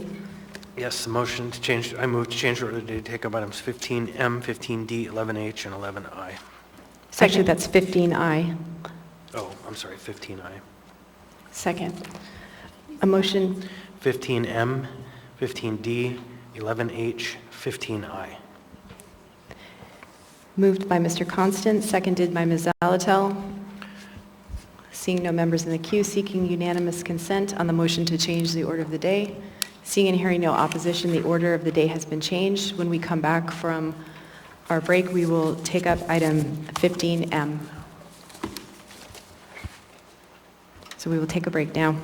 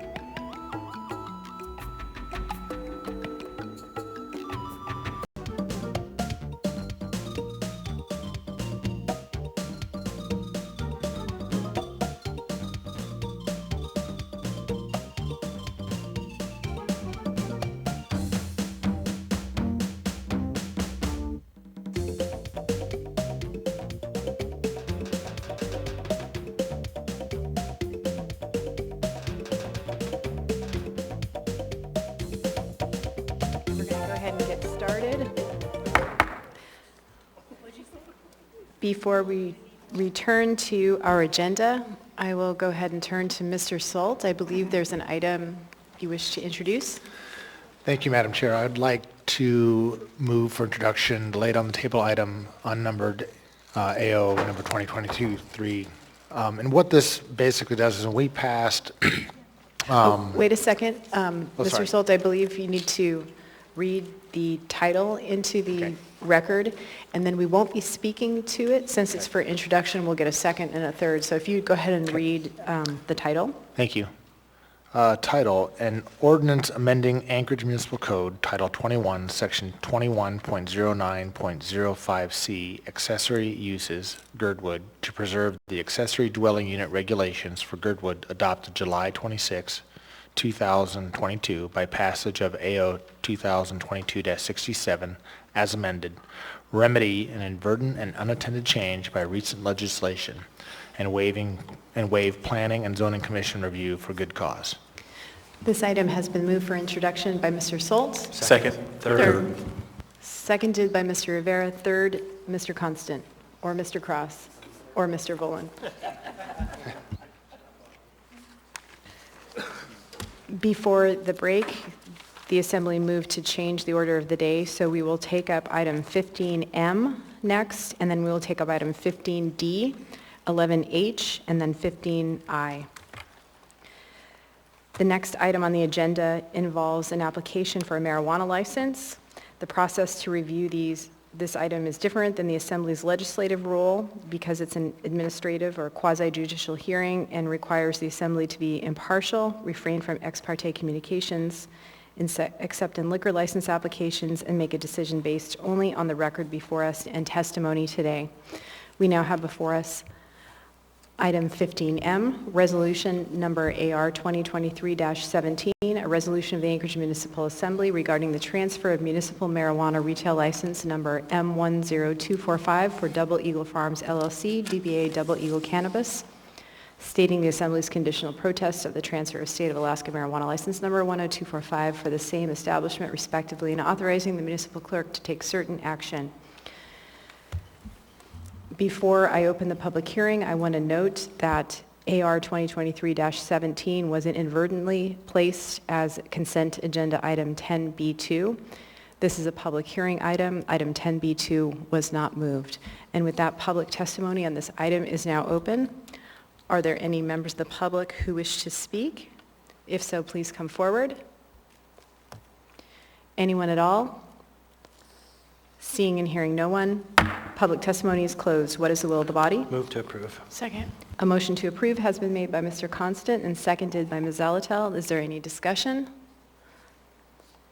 Seeing no members in the queue, members may proceed to vote on the motion to approve AR 2023-17.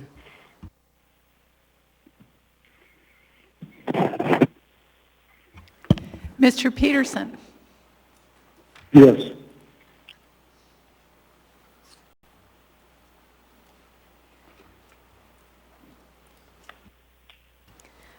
Item 15M is approved 12-0.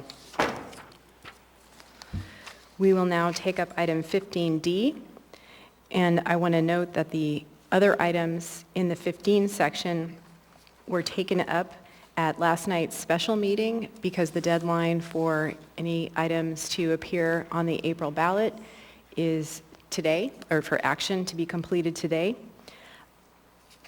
Public hearing was closed for item 15D and also for item 15I, which we will take up later. We now have before us ordinance number AO 2023-2 as amended, an ordinance providing for the submission to the qualified voters of the municipality of Anchorage, Alaska, the question of the issuance. Actually,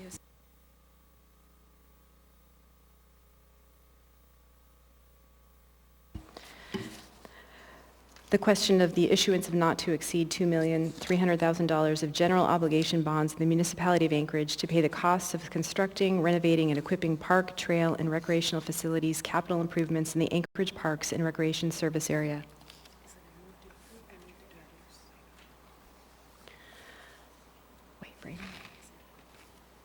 Waive reading. Thank you. We have, one moment, let me confer with the clerk because we have two related late on the table items for this one. And there is,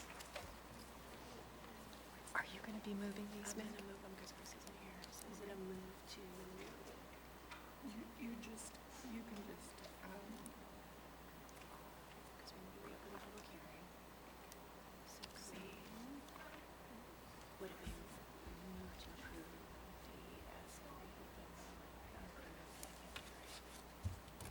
well, it's still.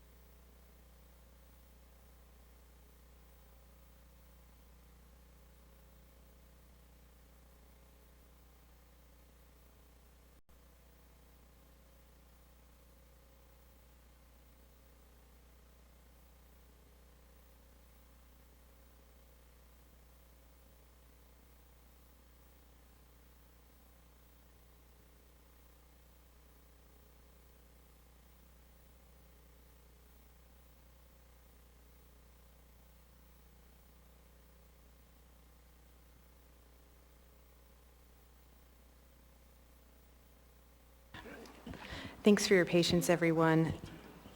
I want to note that the public hearing for 15D was closed, and there was a motion to approve on the table. It was debated. I mentioned earlier this item was amended. I can't confirm that right now, but I will go to Ms. Zalatel for a motion. Thank you, Madam Chair. I move to lay on the table ordinance number 2023-2S as a supplemental item to 15D. Second. Move to lay on the table by Ms. Zalatel, seconded by Mr. Rivera. Go ahead, Ms. Zalatel. Thank you. The intention here is to have this S version as a supplemental item to, which increases the amount in the title to $3,950,000 and would set it for a special election. There are some procedural moves we have to do in order to make this possible. One being that we will need to reopen the public hearing for the meeting of February 7th so that there is adequate time for the public notice on this S version. And then there will be a subsequent late on the table item that we'll need to introduce also to move in concurrent with this item for February 7th. Thank you, Ms. Zalatel. Is there any discussion on the motion to lay this item on the table?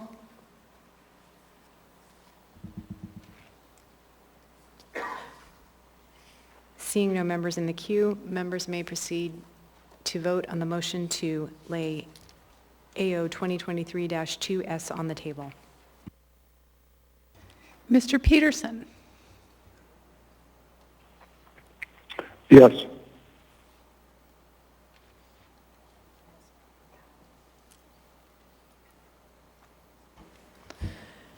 The motion to lay AO 2023-2S on the table is approved 11-0. Ms. Zalatel? Thank you. I move to reopen the public hearing and continue the public hearing to the date of February 7th. Second. A motion to reopen the public hearing to the meeting of February 7th has been made by Ms. Zalatel and seconded by Mr. Voland. Anything further, Ms. Zalatel?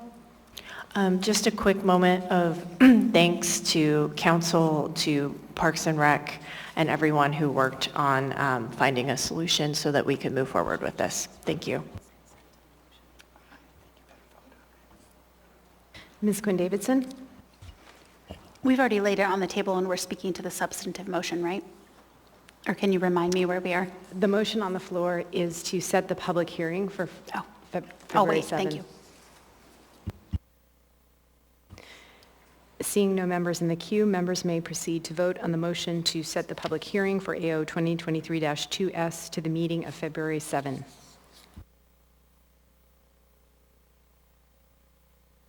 Mr. Peterson?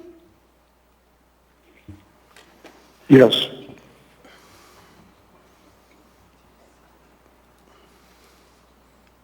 I vote yes, Madam Chair. Mr. Constant? Yes.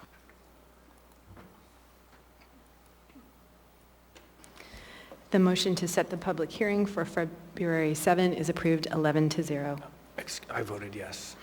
I'm sorry, Mr. Constant, the system just automatically recused you. I have marked you as yes. Thank you. The motion passes 12-0. Ms. Zalatel?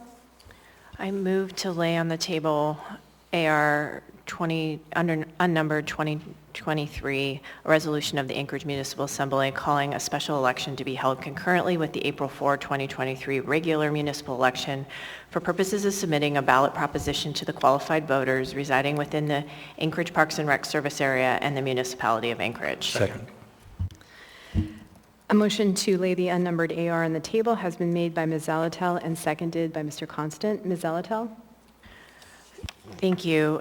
This item, as I mentioned previously, needs to run concurrent with the S version of the previous item so as to give notice of the special election. Thank you. Thank you, Ms. Zalatel.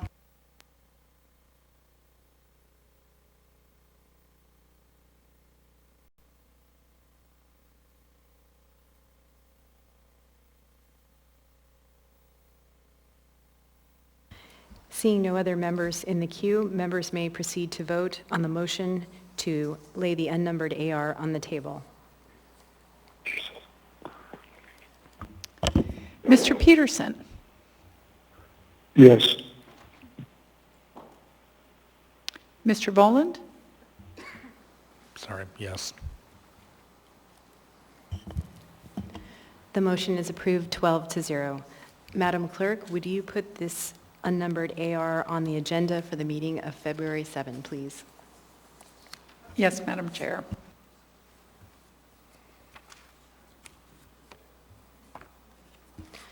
Madam We Chair. are now back on the main motion. Go ahead, Ms. Quinn Davidson. I'm sorry. I just wanted to say thanks. I don't see Ms. Christensen here, but I bet she's in the back, and I'm guessing that she and Dean scrambled.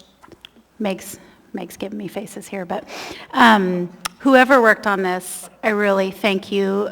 We had an extensive discussion last night and are really looking forward to getting more projects on the bond.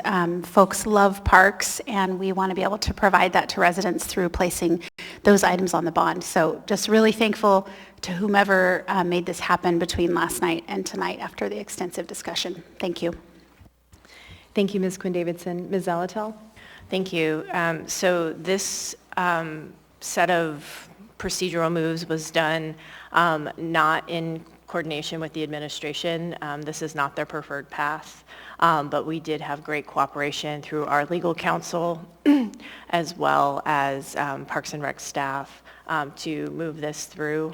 And I want to also give thanks to Desiree, our budget analyst, for pulling together the numbers that are necessary. And Parks and Rec did some good work here to take the projects we had submitted that we wanted to move through amendment and bringing it down just under $4 million, which is usually where these bonds tend to prevail for the voters. Thank you. Thank you, Ms. Zalatel. Ms. Quinn Davidson? Can I just ask, I know this is coming up on February 7th, but last night I had discussed with Ms. Christensen that perhaps we would run a concurrent special election and we would have the 2.3 on the regular and then the total, another amount, or the larger amount, 3.9, I guess, on the special. And then if both passed, the 2.3 would go away. That sounded a little confusing, and so we were sort of discussing how that would play out. Can someone just explain to me, is it just one thing on the special, nothing on the regular? Sure, Ms. Quinn Davidson, it's one ballot proposition on the special, but to run concurrent with the regular election, so it should be on the same ballot. Thank you, Ms. Zalatel. Thank you, Ms. Quinn Davidson. Mr. Constant? Thank you. And we would be remiss not to mention our elections director, Ms. Hines, who pulled together the call for a special election in a day in which was a very frenetic day in which all hands were on deck to figure this out. And of course the clerk. So thank you everybody This was a very stressful conversation to get here, and I hope the voters see, again, the value of our parks, because they are shared public places. They're the place we go to nurture community outdoors. Thank you, Mr. Constant. So this one is a little bit unusual because the body already voted to hold the public hearing for the S version on February 7th. So I'm advised that we actually can just move on with this item. I know it's not our practice to continue to speak about things after we vote, but this one's a little bit unusual. So we'll go ahead then and move on to the next item.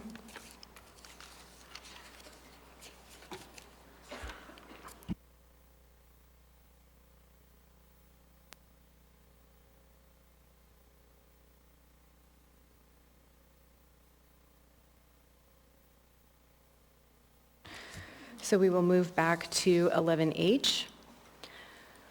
Ordinance number AO 2022-17, an ordinance submitting to the qualified voters of the municipality of Anchorage a ballot proposition amending the Anchorage Municipal Charter to support and advance early childhood education. Waive reading. Thank you. The public hearing for this item was closed September 13, 2022. There was a motion to reopen the public hearing on September 13, 2022. Public hearing was continued from the meeting of October 25, 2022, and the meeting of November 9, 2022.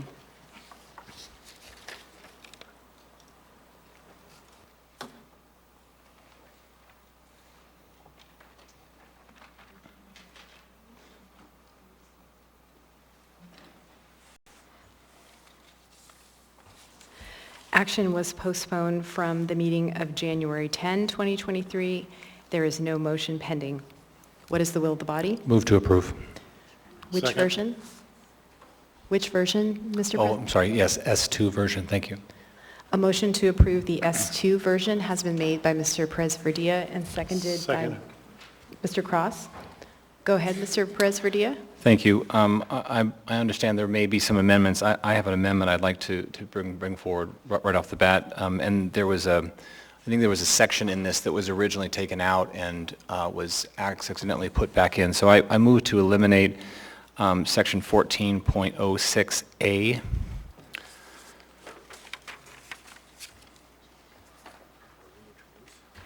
What's that? Is there a second on the amendment? Second. Eliminate. Seconded By me. by Do we have a Mr. second? Boland.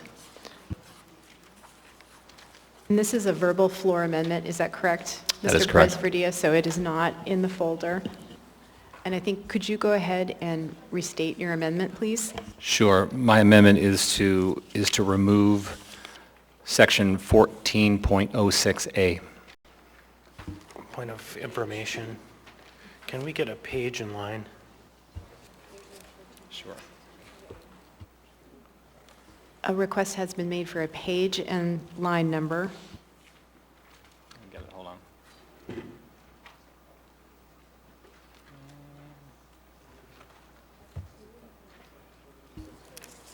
The S2 version has been moved. This is the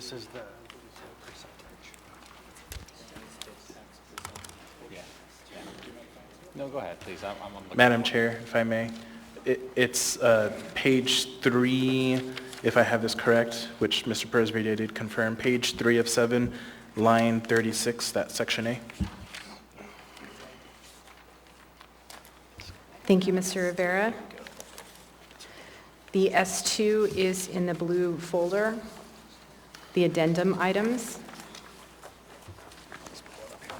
Mr. Perez-Verdia, do you want to speak further to the amendment? Sure, thank you.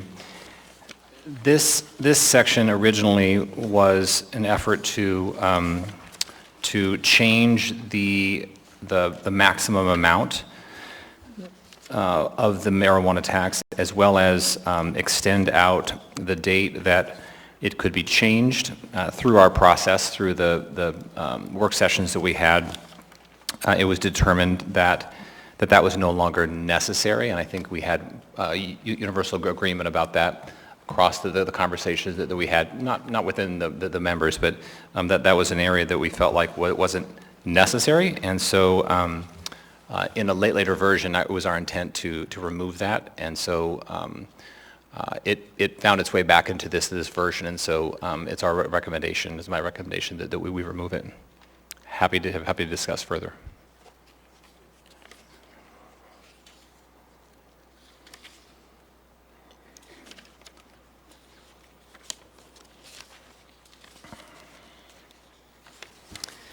Thank you, Mr. Perez-Verdilla. And just, if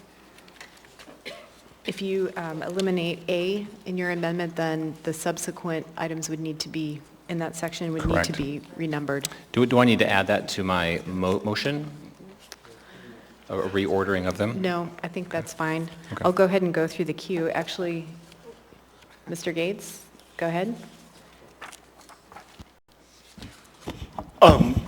My comment's not about this amendment. However, I agree you don't need to renumber anything. It's just making sure that that section that's currently in charter is not changed or included in the proposition. But I have a comment for after this amendment is finished. Thank you, Mr. Gates. Next is Ms. Quinn Davidson. You can pass over me. I'm just in the queue for the next amendment.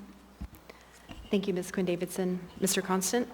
Yeah, thank you. I think if we bluntly take that whole section out, A, which is lines 39 through 44, we actually eliminate the tax in this proposal. So if this in that form would go to the voters, we would eliminate the marijuana tax structure. That's my read. I'm not an attorney, but so I think the intent was to eliminate the 10% reduction, if I'm not wrong. And so if that in fact proves to be the case, then I won't support that.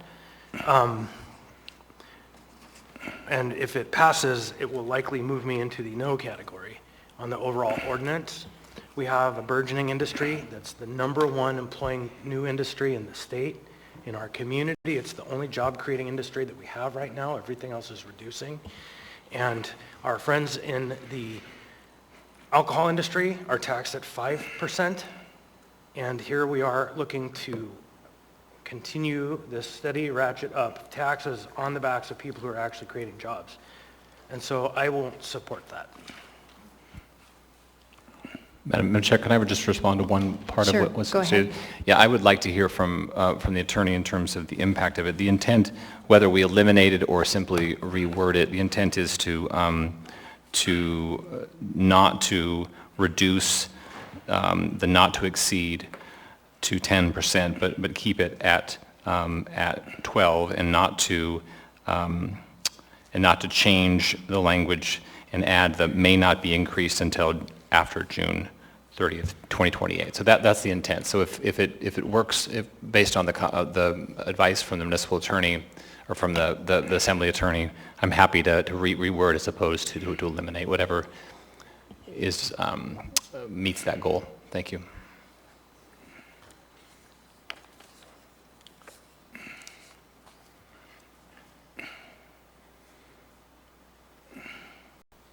And just as long as I have the floor, what all this does is it puts it back to its original form. So it removes the reductions and puts it back to the original. So.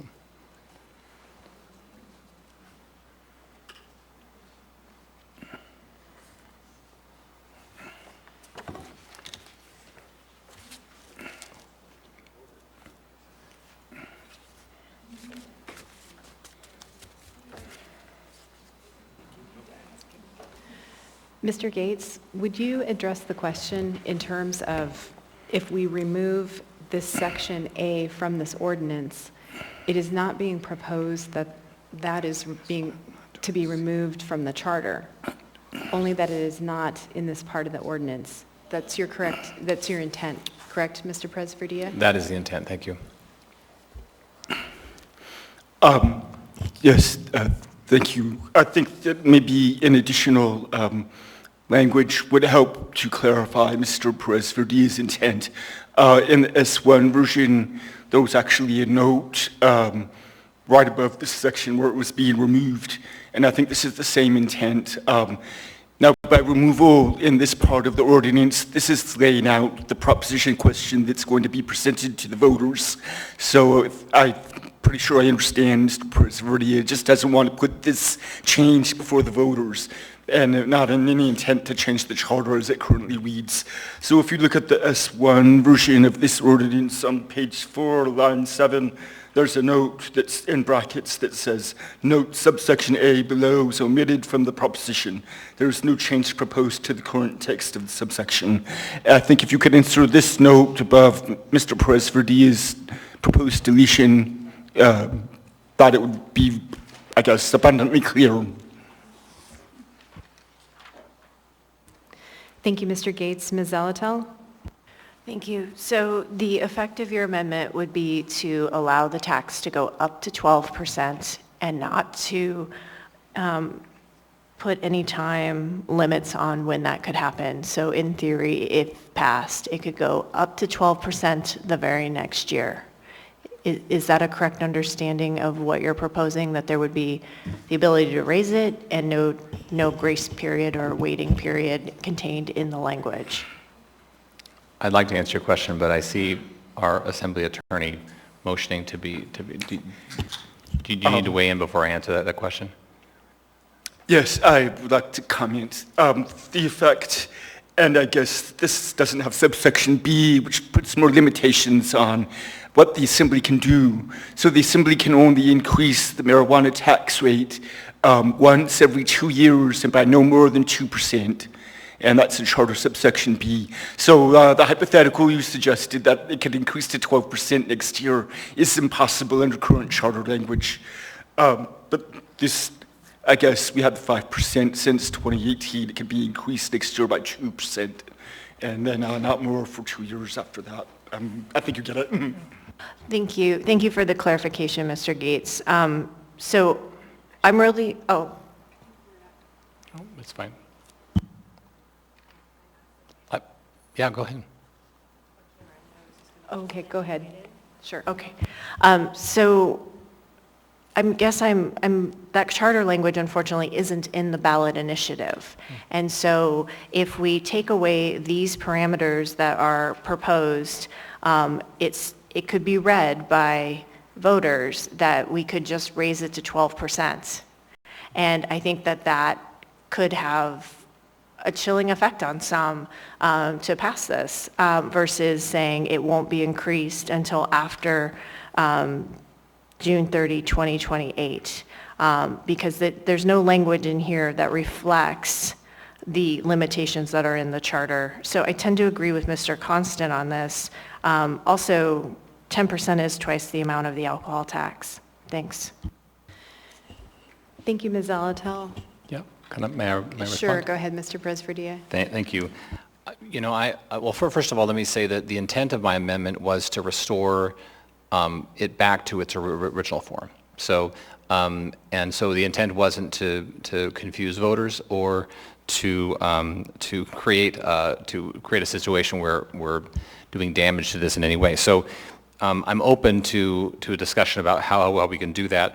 I tend to think that if there's not a mention in the ballot language of a time frame or a maximum, because it's already in the charter.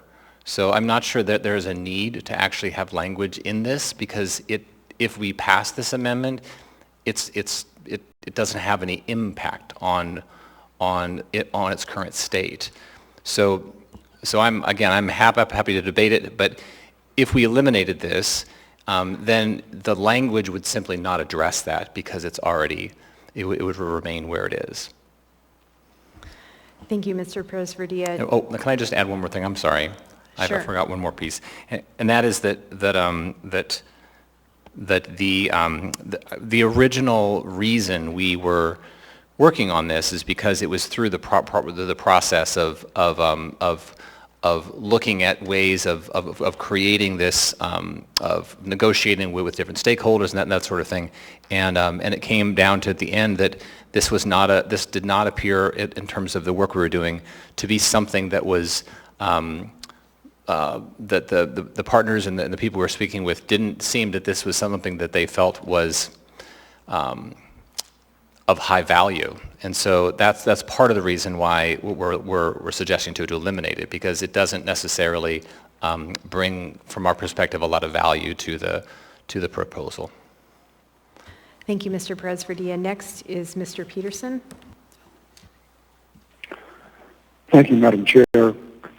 I was told Mr. Gates to reinsert this language because that would be the only way that I could support this. If this is eliminated, I will definitely be a no vote on this. We have an industry, the marijuana industry in Alaska is the most taxed marijuana industry in all the states in the country. And this is, we would just be asking for an immediate 2% increase at least if this language isn't left in there. And so I agree with Mr. Constant on this one, and I would appreciate it if this language was left in there by the sponsor. Thank you. Thank you, Mr. Peterson. Next is Ms. Quinn Davidson on the amendment. I was going to make some arguments as to why I think it's fine to move forward with this amendment, but I'm a little concerned that I'm hearing from members that they won't support the underlying ordinance, and so I'm not sure at this point if the sponsors actually want this amendment to pass. It's a little disappointing, I think, to hear that from Mr. Constant and Mr. Peterson, because what Mr. Perez-Verdilla is trying to do is just restore it to what it was before. And so to me, I don't understand how that would put us in a position that we couldn't vote for this when all it would be doing was keeping it how it was before the proposal even came to be. So I guess I agree with Mr. Perez-Verdilla, and maybe Mr. Gates can confirm that this language probably doesn't need, this paragraph, this A, doesn't need to go in the ballot language if this amendment were to pass, because there would be no change to that language, correct? Yes.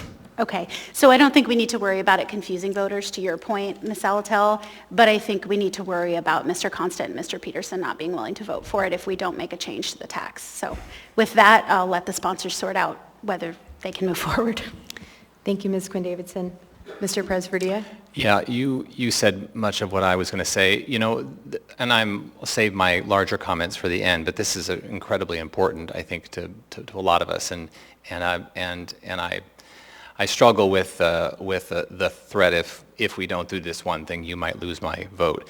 I think that this is not a deal breaker for me at all. If there are members that feel strongly that this would add value to it, that this would make it more appealing, and that this would add value to the marijuana industry, and then I'm certainly not going to throw myself on a sword for this. So I am curious. The two people that have spoken for this, why this is so important to you. I'd really like to hear that. I have not heard that before. And then about the confusion around the ballot language, I'm also confused about that as well.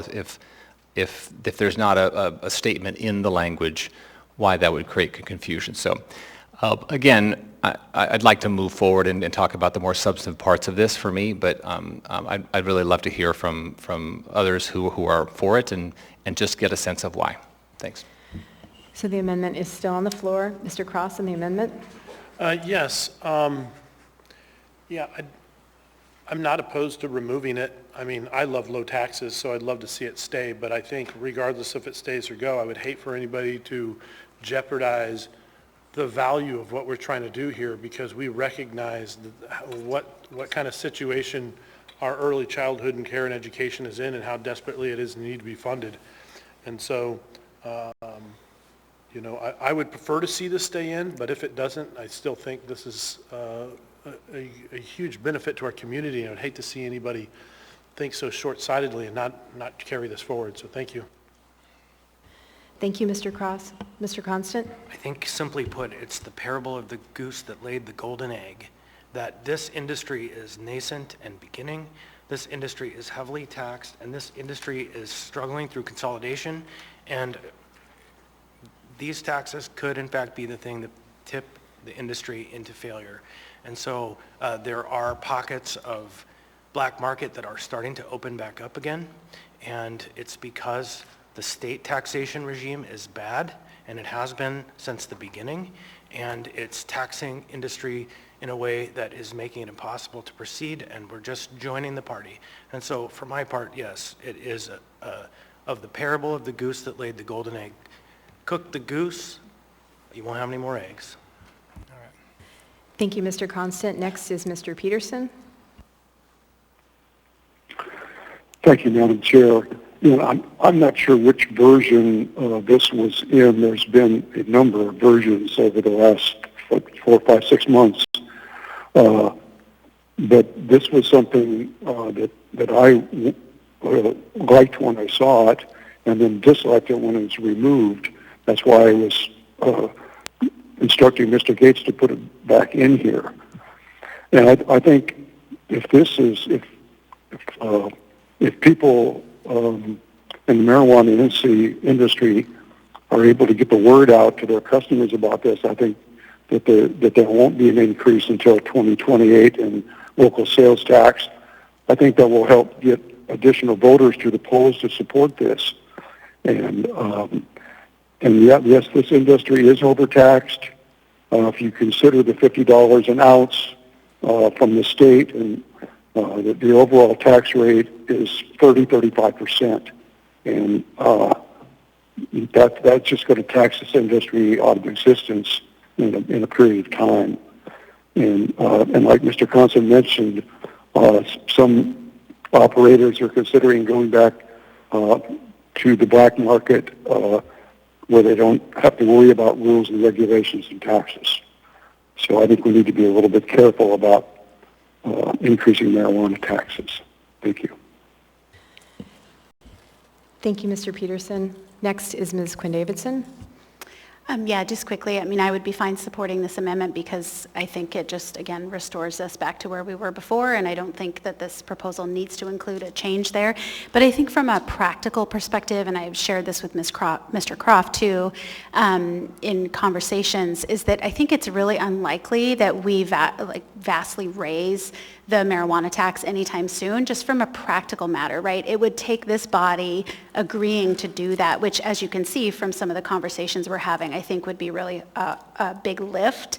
And I'm not proposing we even consider doing that, but I'm just saying I think it's extremely unlikely. I think it's become even more unlikely now that we have an alcohol tax that is set by a vote of the public at 5%. And so I think that there will be a pushback if people try to raise marijuana taxes too high, if the Assembly were to try to do that, saying, well, then why isn't the alcohol tax higher? And then you would have to go to the voters to do that. So anyway, I guess I'm presenting, I think, for Mr. Constant and Mr. Peterson, like, I don't think the threat, I mean, we've been on this body together almost 5 years. No one's even proposed to raise the taxes. I think it's extremely unlikely that taxes would be raised, whether this language is in there or not.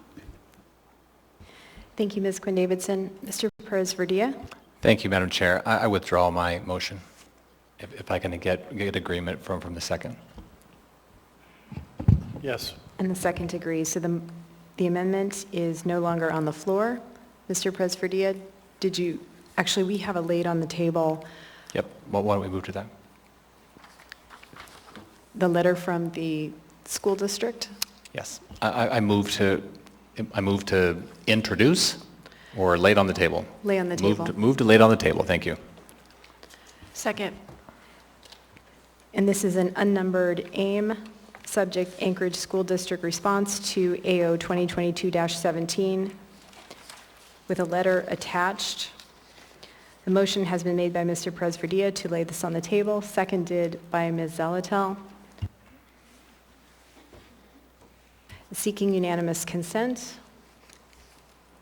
Seeing and hearing no opposition, this laid on the table AIM is now incorporated with this item. Ms. Quinn Davidson? I just wanted to move another amendment. Is this an appropriate time to do that? Okay. I'd like to move Quinn Davidson and Zalatel amendment number 3. And the purpose, Second. Thank you, Mr. Presverdia. The purpose of this amendment is to move us a little closer to the original proposal that the sponsors put forward, which was to allow for taxing to the current cap after the marijuana tax is moved outside the cap. And this amendment is a little different from the original proposal and somewhere in between that and the S1 and S2 versions, in that it would allow us to tax up to $1 million below the cap. And the reason that we brought this forward is we think it's a good balance. It would still give a little bit of property tax relief. I think we could talk with property taxpayers about that as part of this proposal, but it would also ensure that the muni is in a good fiscal state long term, and future assemblies and mayors would only have to make up that $1 million difference instead of the $3 million difference by the permanent lowering of the cap. With $3 million less in revenue, I believe it's not unlikely that at some point we might get in a situation where we'd have to see some reductions to essential services. And right now, I think we've all been here the last month or two. I would like to be increasing monies for snow plowing rather than having to look at reductions to the budget. And as Mr. Constant mentioned earlier, we right now have a grant program that's funding additional firefighters for 3 years that then we will need to come up with over $3 million a year if the grant amount that I'm adding up tracks additional. So I don't think we're in a good position right now to be lowering the tax cap significantly, but I think we could lower it by $1 million so that we can say to the voters, we understand that this is a tough time and we want to make that balance. I did want to mention that I found the arguments about inflation that the sponsors returned to us, and I know some partners worked on, pretty illuminating and very interesting, particularly with respect to healthcare and labor costs and how they are fixed. So I really appreciated you all working to get us information about that. And I do realize we're experiencing pretty high room tax rates right now. We're probably up about $3 million this year and above what we predicted. That's great. The problem is that could change next year, and I think that it's not smart budgeting to ride that roller coaster of monies that change from year to year. So for all those reasons, I hope you'll support this amendment. Thank you. Thank you, Ms. Quinn-Davidson. I just want to note that this is amendment number 3, moved by Ms. Quinn-Davidson. I heard 2 different seconds. Was it Mr. Presverdia or Ms. Zalatel? Seconded by Mr. Presverdia. Next in the queue is Ms. Zalatel. Thank you. I'm hoping the mover and seconder can just make the fix. In the title, it should say, I believe, one time for 2024 by $1 million to be consistent with the language. So I believe that might be an error that we want to make sure. Can I speak to that, Madam Chair? Sure, go ahead. I actually went over and asked Assembly Counsel if I needed to make that change, and he said it was fine. I don't know how, so he might want to describe why it's fine. Maybe he plans to make that as a technical fix afterward. Mr. Gates? Yeah, the title for the S2 and showing the change, it was on our agenda since the last meeting. And that's the public notice, the informative summary of what this S2 version does. After our public hearing, the Assembly can pass with or without amendment. The public notice purpose for the title was completed. I guess you can make a conforming amendment to it, but it's not necessary to do so. In this instance, Thank you, Mr. Gates. Thank you, Ms. Zalatel. Mr. Presverdia? Thank you, Madam Chair. I'd actually like to speak in support of this amendment. There's been a great deal of conversation about, where this should be, and we've moved in a variety of directions, and I really believe that this is a good compromise. One of the reasons it's important to me, and I think important to others that have worked on this, to lower the tax cap is that we realize the reality of property taxes and the ability to provide some relief to that within this was important. So I think this accomplishes that, and also brings forward what I've described as, I think, a really important step for our city and investing in something that's very important. So I would vote in favor. I would support this amendment and encourage my colleagues to vote for it as well. Thank you. Thank you, Mr. Presverdia. Mr. Constant? Yeah, thank you. When this initially came around, what is it, 8 months, 9, 10 months ago or something, I was really concerned about the shock to the taxpayer that would come if we implemented all of this all at once. And I had thought perhaps we could find a way to titrate it up over 3 years. And then it swung the other way to half in, half out forever, which I thought was probably not the best idea. And so for all those who did work, I'm grateful on that. And for where you landed, Ms. Quinn-Davidson, I think this is a good compromise. Thank you, Mr. Constant. Mr. Cross? Yeah, I dispute that it's a relief for the property taxpayer, maybe in the very short interim, but in the long run, it's an increase on property taxes. So I guess that's the only issue I have, because to me, property tax is about the most unfair tax you can have. I mean, I don't agree with the principle in general, because you're being taxed on a property. Your income can go down and your neighbors can go up, but your taxes go up on what somebody down the street may or may not have sold their house for. And that's something we can look at in time. So yeah, that's the only reason I can't support this, is because it's no relief for the property taxpayer. So thank you. Thank you, Mr. Cross. Ms. Quinn-Davidson? Sounds like Mr. Cross would like to see an income tax. Just a little joke. Thank you, Ms. Quinn-Davidson. Seeing no other members in the queue, members may proceed to vote on amendment number 3.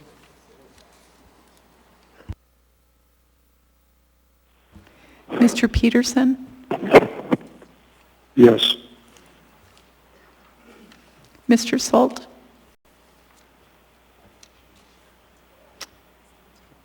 Do you want to vote?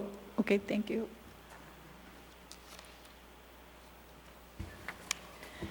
Amendment number 3 is approved 9-3. We are now back on the main motion as amended. Ms. Zalatel? Thank you. I'd like to move a voice amendment on page 4 at line 2, after where it says the Accountability Board of Child Care and Early Education, to add that advises the assembly and administration. Second. Moved by Ms. Zalatel, seconded by Mr. Constant. Would you repeat the amendment, Ms. Zalatel? Of course, Madam Chair. After the word education, it would read that advises the assembly and administration.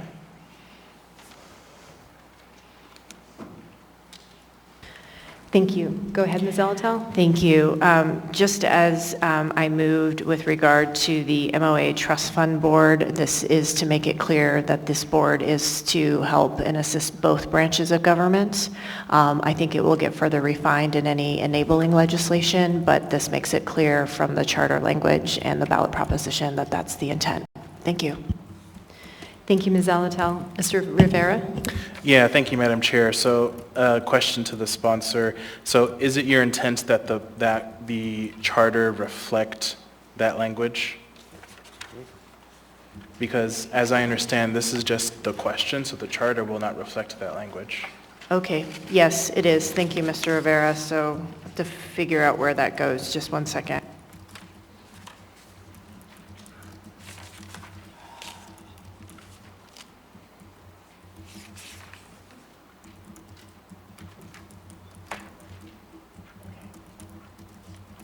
Can I make a concurrent additional amendment on page 2?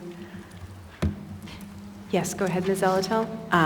Thank you. At the end of the sentence on line 20, I would have it read, the board shall advise the assembly and administration. Period.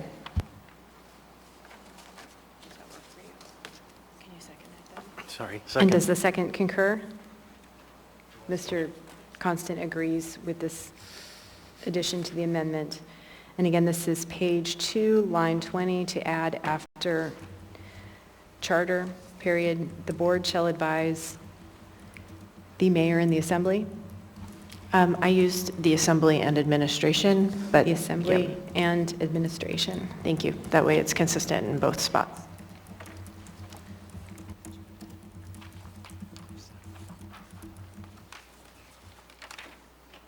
Yes. Is there any discussion on the amendment? Mr. Gates?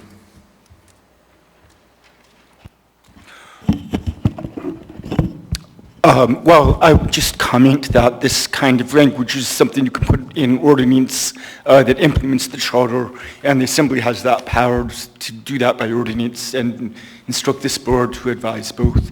I think that's actually how it most commonly appears in our governing documents, usually in code. Thank you, Mr. Gates. Mr. Constant? Thank you. And what we have learned over the past 18 months is that there's no rock unturned that this administration won't find a way to say this is a separation of powers issue. And so what we've decided is to propose in the charter that it's explicit that these groups work both for the Assembly and the mayor, because the charter is the Constitution. It will rise above the chapter Title 4 of our code, in which we get browbeaten day in and day out about how we're stepping over our bounds. Thank you, Mr. Constant. Seeing no other members in the queue, members may proceed to vote on the amendment.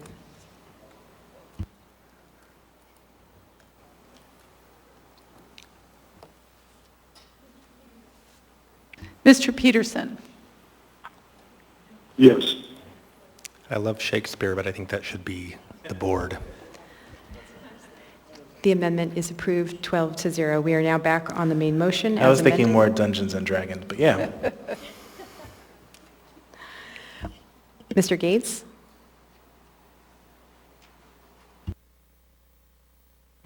I thought he went back in. If there's no other amendment right now on the floor moved, then I wanted to comment about amendment number 1 that was in the packet. If I may. Go ahead, Mr. Gates. So amendment number 1 was drafted by myself, Assembly Council, and I recommended this.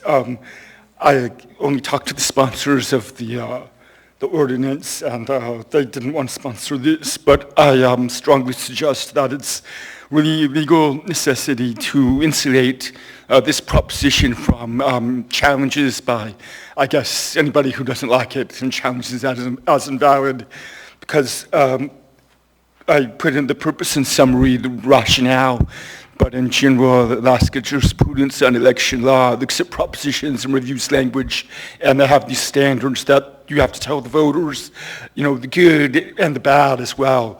And that's why we see with our bond propositions that we're going to sell bonds to build all these wonderful things, but there's the cost to the taxpayers in terms of increasing the tax cap and the annual amount. Thank you, Mr. This Gates. does that by explaining, and if I may, I sent this to the Department of Law for review, and they agreed that Ms. Platroni recommends inclusion of some language like this that informs the voters the taxing capacity that's available. Thank you, Mr. Gates. The members do have this in their packet, and it has not been moved. Thank you. Mr. Cross? Yeah, we back on the main motion? I guess, yes. I'd like to move an amendment. Go ahead. On the bottom of page 1, line 44, that's section A, paragraph 1 or sentence 1, creating access to childcare and early education programs for the residents of Anchorage. And I'd like to add including foster children to the end of that. Second. Second. Thank you. The only reason I'm adding that is I know it might seem implicit and it might already be under childcare. However, it has been my experience that the children in foster often get overlooked when these programs are initiated. And by adding something that says that I'm just hoping the board takes a proactive role in looking at these kids that sometimes I know children have been in 11 homes in 7 years. And so as they move around, are we intentionally following and providing services to them as they're migrating from house to house?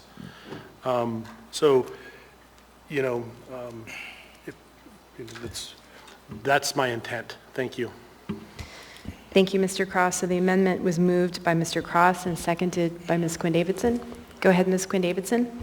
Thank you, Madam Chair. And thank you to Mr. Cross for always thinking about kids. That's a consistent theme, and we all value that about him. I guess I don't think the language is really needed because it could, any kids in Anchorage could use this, right? Could use the funds. I think if the intent is just to make clear that it's not limited to a nuclear family or traditional family or birth family or something like that, I don't think it's necessary, but if that's the intent, I'm okay adding it. So is that your intent, Mr. Cross? Yes, again, my intent is that the board of directors who will be overseeing these funds, when they read that sentence, realizes that they have a responsibility not just to the hardworking families and the single moms and those individuals who need childcare, but as well as to the temporary families and the children that migrate from house to house rapidly. Yeah. Thank you. Okay. Yeah, I don't think it's necessary, but I'm happy to add it, and I understand why you want to add it. Thank you. Thank you, Ms. Quinn Davidson. Thank you, Mr. Cross. Mr. Constant? I think it's important to add, and I might have a little bit more of a broad read. I would definitely defer, at least in the initial phases, to the board once it's created. But the advocates in the room, on one hand, say to me, they already have resources, and on the other hand, say, it's an endless well. We'll never be able to fund them if we use this money for that. And I can't square those two other than to say, we need to do something for this population. One of my first jobs in college was helping kids who were leaving foster care, and I understand the advocates want to keep this targeted to young kids, 3rd and 4th grade, and I think I'm fine with that. But I remember having the job where we gave them a sleeping bag because the reality was their next home was going to be in the woods. And so for me, I can't tell where the fact lies between they already have all the resources they need or that this is an endless sink. And so, but for me, I support this because it provides direct language that states some targeting will be done for foster kids, or at least allowed, because those groups and those families tend to be, and those children in particular in those situations, the last ones in the line. Thank you, Mr. Constant. Mr. Perez-Verdia? Thank you, Madam Chair. I appreciate the intent as well, and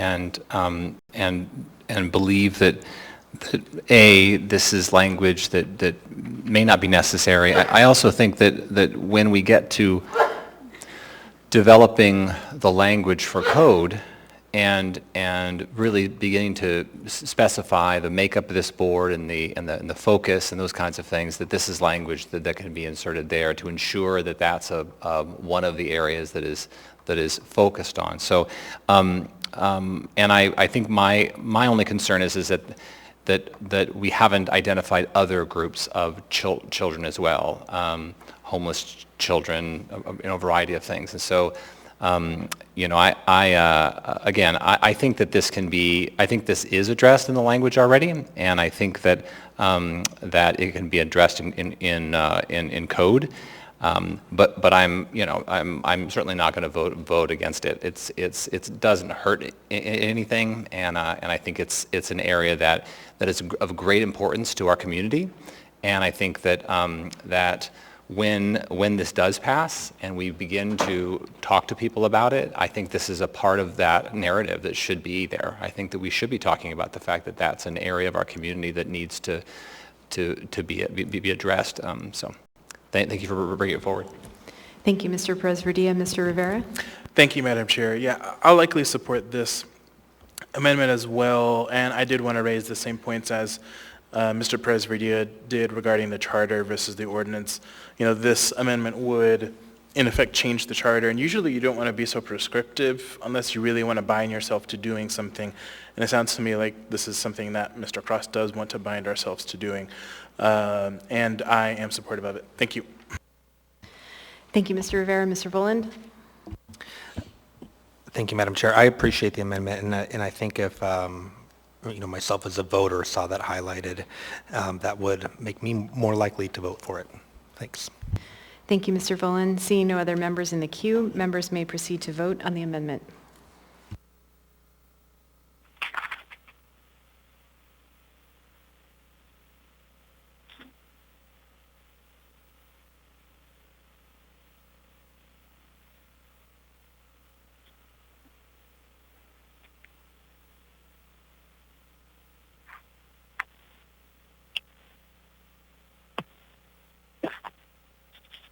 Mr. Peterson? Yes.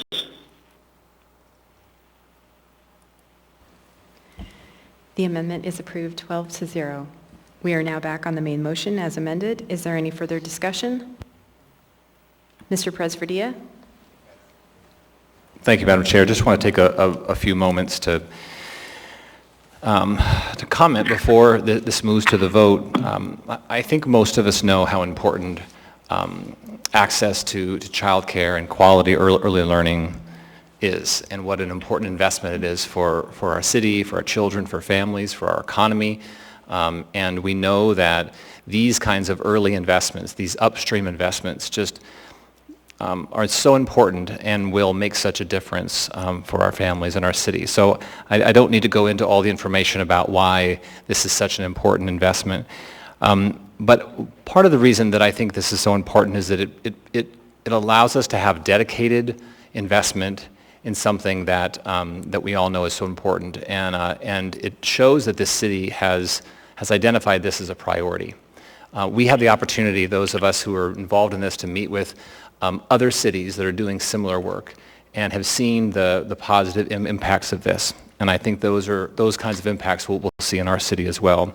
I'm also looking forward to having an accountability board that is made up of people who are experts and have a great deal of knowledge and experience in this field, and that will provide advice to us and to the administration on how to best invest these funds. And I think that's a really innovative and positive way for us to think about how to invest these funds. I want to thank the people who've been involved in this for so long. I want to thank some of the folks in the audience, Mr. Croft and Ms. Sponholz, and also want to thank Trevor Storrs and Mark Begich and so many others that were involved in this, and thank all of my colleagues for the long wait that this has been. And I also just want to lastly say that I'm looking forward to getting this out in public and giving the people of Anchorage an opportunity to vote for something that I think is really going to make a difference in our city. So thanks very much. Look forward to the vote. Thank you, Mr. Presverdia. Mr. Volant? Thank you, Madam Chair. I really support this. Anchorage, we are facing a trend of out-migration, and I think there's a lot of ways that we can tackle trying to reverse that trend, whether it's diversifying our economy, quality of life things like safe transportation, parks and trails, etc., defined benefits for our emergency workers. I think access to childcare is one of those things. Childcare, early education. I think it's hurting Anchorage families and causing some of them to want to leave, to not be able to have those resources, and that damages our economy. So I appreciate all of the advocates who did such great, thorough work on this and went through the process of having this evolve in response to refinements that were asked for by members. So thank you. Thank you, Mr. Volant. Mr. Solz? Thank you, Madam Chair. So I guess my hope would be that we lived in a world where we could have a parent stay home with a child and keep that family unit together, and we wouldn't have to look at child care outside of the family unit.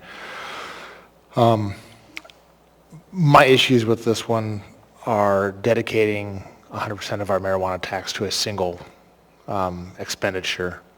I also am not thrilled about putting this above the tax cap, because ultimately that comes to increased property taxes for our citizens. But as I've said before, the bellwether is the citizen, and so I'd be happy to put this in front of them to let them decide. Thank you, Mr. Solz. Ms. Dern? I'm really proud to be part of this tonight. I'm glad I've come on at a time where I can be able to lend my voice to this discussion. I did a little bit of research on my own today and found out that in my district there are probably about 3,000 children under 5. 1,900 of those or so have parents that are both in the workplace, and 554 of those children are probably without access to early care and education. 28% of these children under 5 with both parents in the workforce are unable to access quality child care and early education opportunities. So I am in favor, and I thank all of you for your long and hard work on this. Thank you, Ms. Dern. Ms. Zalatel? Thank you, Madam Chair. I'm happy where this ended up. I think the amendment sponsors for their amendments. I like the focus on foster children. I think it's an important thing to highlight, something often forgotten, and for the work with Ms. Quinn Davidson on making sure we didn't have to make a choice between this and essential services for our municipality. I want to highlight, though, I don't think this is new work. I think this is a continuation of work on this body. We made significant investments in childcare. I believe 10 million with CARES Act funding, and we barely, 7 million or even more. Yeah, we made millions of dollars of investment in childcare during the pandemic, and we barely made a dent. And so what I'm hopeful here is that this is a sustained investment over time. It's not going to be enough money to solve all the problems, but what it will allow us to do, I hope, is some strategic planning and some strategic investments to really get at the heart of what makes our economy go, which is access to quality childcare. So I look forward to supporting this and hope to see it pass in April. Thanks. Thank you, Ms. Zalatel. Ms. Quinn Davidson? Thank you, Madam Chair, and thanks everyone for your hard work on this, and that includes Ivy and Eric and Mark and Trevor and others, and Suzanne and Cameron, of course. Before I say too much, I wanted to just speak briefly to the amendment that I brought. I mentioned that in the memo that you all had provided, that I think Mark prepared, that inflation, that nuance with inflation and labor costs. And then I was reminded that the Assembly actually updated the guidelines for labor such that it better tracks CPI or inflation. And so anyway, I think that's a nuance that maybe is post Mark's time at the Muni, and if he's listening, he might want to look at the guidelines because it's kind of interesting, and I'm glad we all did that. Anyway, a little bit of a diversion. So I wanted to thank you all. I think, as Meg said, we all understand and recognize how important early care and childhood education is. We've been working on this sort of collectively, I think, in many different ways for years, and this pairs really nicely to the alcohol tax, which currently, for the last couple of years, has been funding $2 million annually toward a real similar purpose. So now we have this 6 to pair with it. I think I first heard maybe years ago Ms. Sponholtz speak, and maybe she was the first one to say this number that now I've heard over and over again, but for every $1 you invest in little kids, you get $7 of savings later, and that's in whether folks are healthier or there are reduced correction costs. There's myriad reasons that people as residents might cost the government more money later that is lessened by an investment in early education. So I think it's not only the right thing to do for kids, it's really a smart fiscal investment, and I hope that the residents see that too. Randy, to your comment sort of about someone being home, I think that's right for some families. For my family, I have a 7.5-month-old kid. He's so cute, and he just started daycare last week, and he's so social, and he loves daycare. Like, he puts his arms out. He doesn't want to leave daycare. So it's really interesting for me because I kind of thought, we'll never want to send him. But I think that there's some important social stuff that goes on in these settings where kids are learning from other kids. We noticed immediately that he wants to crawl more. It's really interesting because he's watching the other kids his age crawl. So I think there are some real benefits to daycare, and it's not right for every family, and that's okay, and people get to make that choice.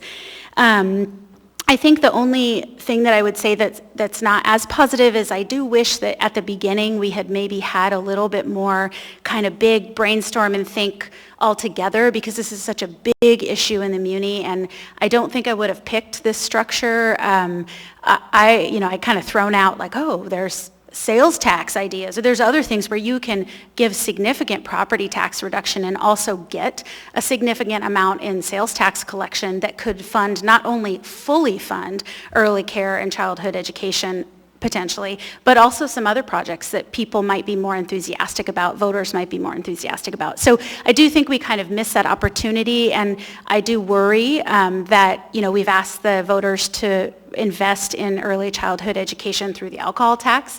Now we're asking them to invest through the marijuana tax.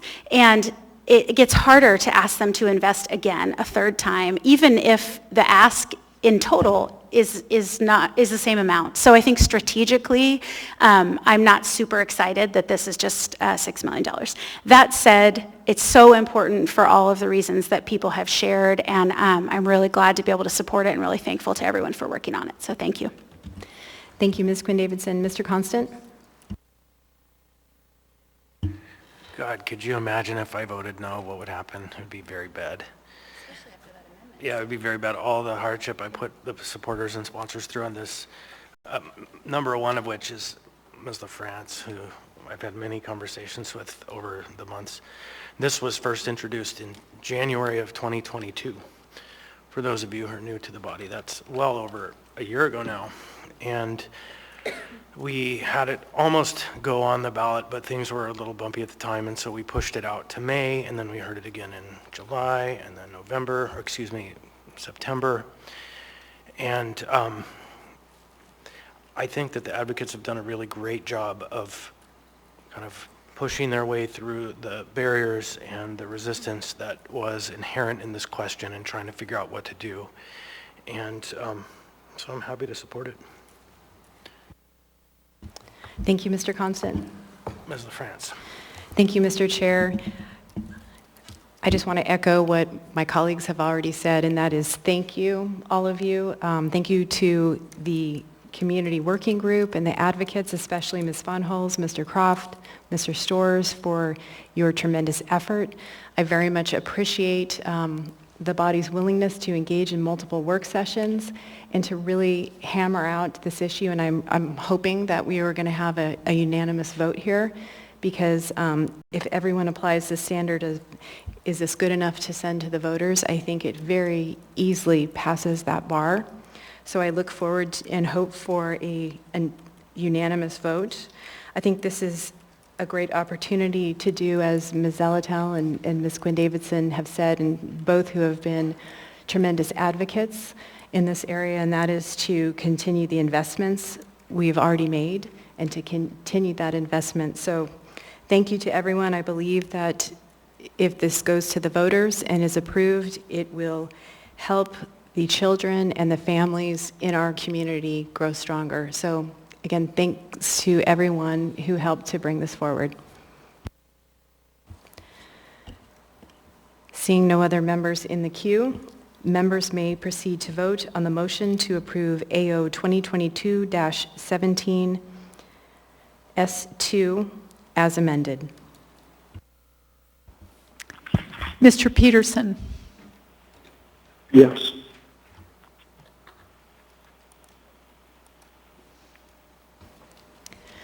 Item 11H is approved 12-0 unanimously. It's really hard to resist the urge to clap sometimes.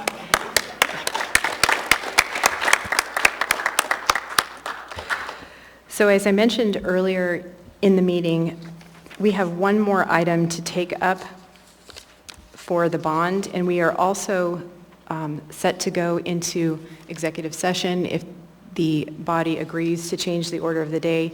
And we had set a time frame for going into executive session between 8 and 8:30, but I think we can get through this next item pretty quickly. And it's not 8:30 yet. We now have before us item 15I, ordinance number AO 2023-8 as amended, an ordinance of the Anchorage Assembly submitting to the qualified voters residing within the proposed Anchorage Bowl Chugach State Park Access Service Area at the regular municipal election on April 4, 2023, a ballot proposition to create the ABCS PASA and to amend sections of the Anchorage Municipal Code to conform to the results of the election. This is an item we took up yesterday at the special meeting. Public hearing was closed. The item was amended. And so a motion to approve is on the floor. there was a motion to move Amendment 5, which was withdrawn. So aside from a motion to approve, there is no other amendment or motion on the floor. Madam Chair, can I move to amend? Or move to approve? Second. Actually- I thought we already had that motion. So we yeah. do have a motion to approve, but we don't have any amendment on the floor right now, so you can go ahead with your amendment, Perfect. Mr. Thank you. Voland. Apologies in advance. I already feel like I'm pushing my luck with this one. But it is going to be a floor amendment because it didn't quite make it through the, the drafting process. And I think what I'll do is just email this to you, Barbara, so you have the language. But what I would like to do is add a whereas. Maybe this could be added to line 40 to be the penultimate whereas. And I'd like to say, whereas policy 10B of the Hillside District Plan states a policy goal to, quote, provide a range of trailheads and parking areas to Chugach State Park, including neighborhood and auto access trailheads, quote, unquote, and I guess I'll ask for a second. I'll second it. Do you by chance have that in writing for the clerk? Seconded by Do you have Mr. that in Constant. Yep, And I sent it. Okay, good. so the clerk will be putting it up on the screen shortly. Do you want to speak to your amendment, Mr. Voland? I will. Thank you, Madam Chair. So this was something that was brought forward, recommended by Nancy Pease, who has a long history of involvement in transportation issues and also community involvement in South Anchorage. Thank you, Mr. Voland. And the amendment is up on the screen.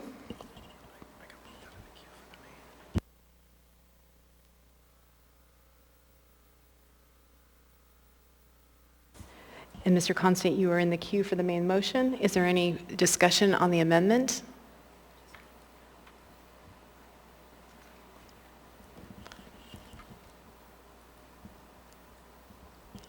Seeing no members in the queue, members may proceed to vote on the amendment. Mr. Peterson? Yes.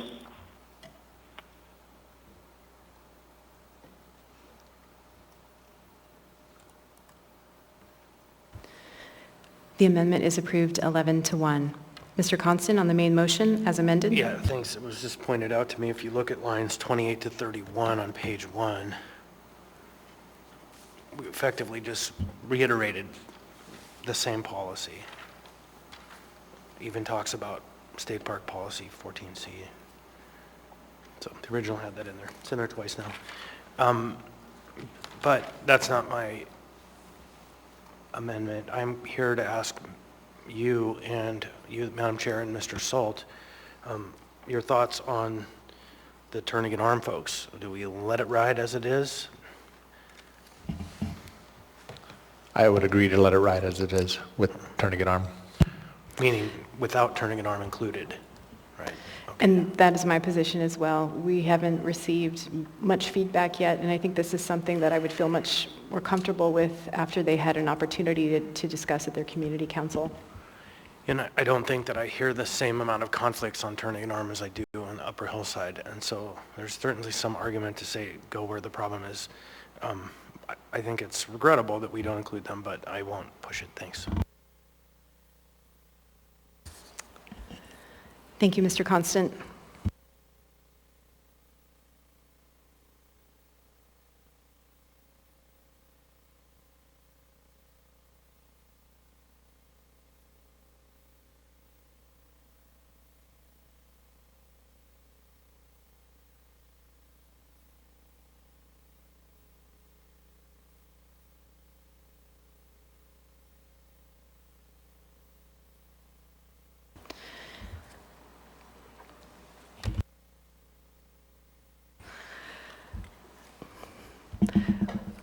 We are back on the main motion as amended. I put myself in the queue.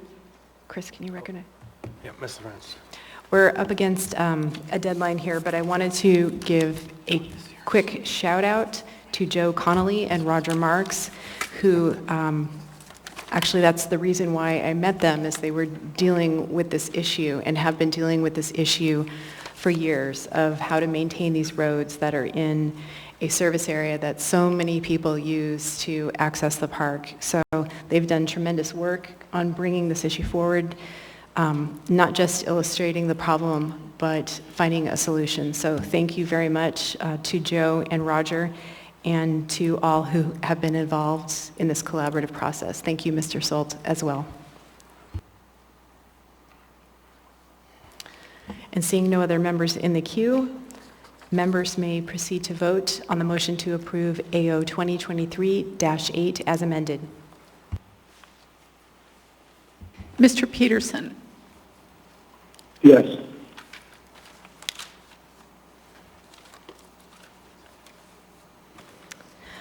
Item 15I is approved 12-0.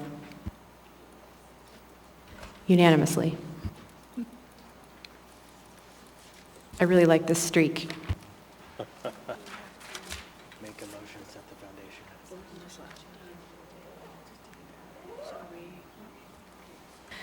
Mr. Vice Chair, could I get a motion to change the order of the day to take up item 18, executive session? So next? moved. Second. A motion has been made to change the order of the day to take up item 18, executive session next. It's been made by Mr. Constant, seconded by Ms. Zalatel.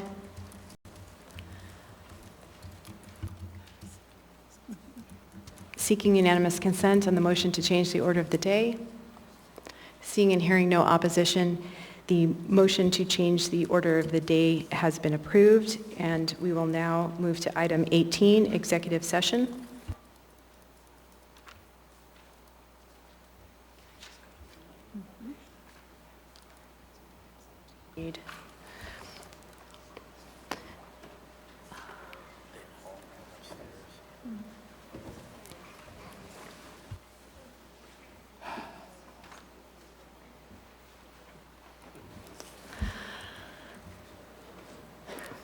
So I will turn to Mr. Gates, Assembly Counsel.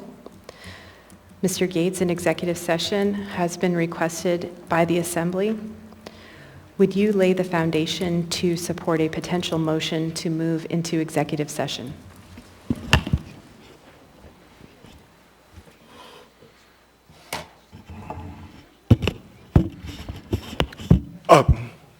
Thank you, Madam Chair. Yes. So, pursuant to our municipal code and law, the Assembly can recess and meet an executive session for a limited number of legal reasons and legal grounds. And of those relevant to tonight, where the reason is we're inspecting some personnel records, is that under AMC Section 230-036A, it states the Assembly may recess to meet an executive session to discuss. And A6 says matters involving consideration of government records that by law are not subject to public disclosure. And that's exactly the nature of the records that we are needing to consider. There's some rules for meeting an executive session, and if it pleases the chair, I will read out several of those rules now. So first is all information shared and gleaned in the executive session are confidential. No official action may be taken in executive session except to give direction to an attorney or a labor negotiator regarding a specific legal matter or pending labor negotiation. I actually don't anticipate on either of those for actions. So next is the session shall be taped. Tapes will be available to members of the body and authorized staff only, according to English Municipal Code 230-036E, and they may be discussed only in further executive session. The tapes become public at the date specified by the Assembly at the conclusion of the executive session in accordance with the code. Any discussion which occurs at this executive session should only be discussed by this body in future executive sessions. Any member who needs to leave during this session may leave, but may only be updated on the discussions after his or her departure in a subsequent executive session or by review of the tapes of this session. Special invitees, employees, and staff members that the body determines are necessary to the conversation may remain in the meeting during executive session. There's some additional rules that I tend to read to the persons that are in the executive session, so I could pause there and return to the chair. Thank you, Mr. Gates. Do members have any questions or feel like they need additional information regarding laying the foundation? Mr. Constant? Actually, slightly different. It's just that I wanted to communicate that the intent, I believe, is when we're done with this executive session, we still have business on the agenda and some folks. And so I want folks to know that when we come back, we'll continue our business. Thank you, Mr. Constant. Thank you, Mr. Gates, for laying the foundation. Is there a motion to move into executive session? So moved. Second. Moved by Mr. Constant, seconded by Ms. Zalatel. Any discussion? Seeing no members in the queue, members may proceed to vote on the motion to move into executive session. Mr. Peterson? Yes. You don't need to join. You can go home. Sure. The motion to move into executive session is approved 12-0. So we will now leave here and reconvene upstairs and go into executive session.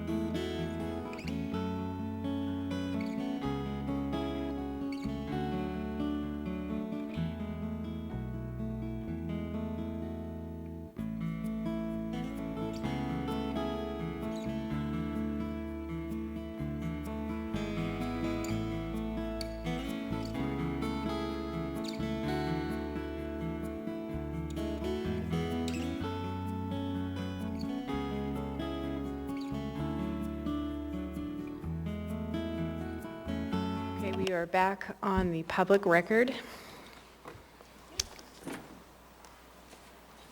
Ms. Zalatel or Mr. Constant? Good. I move to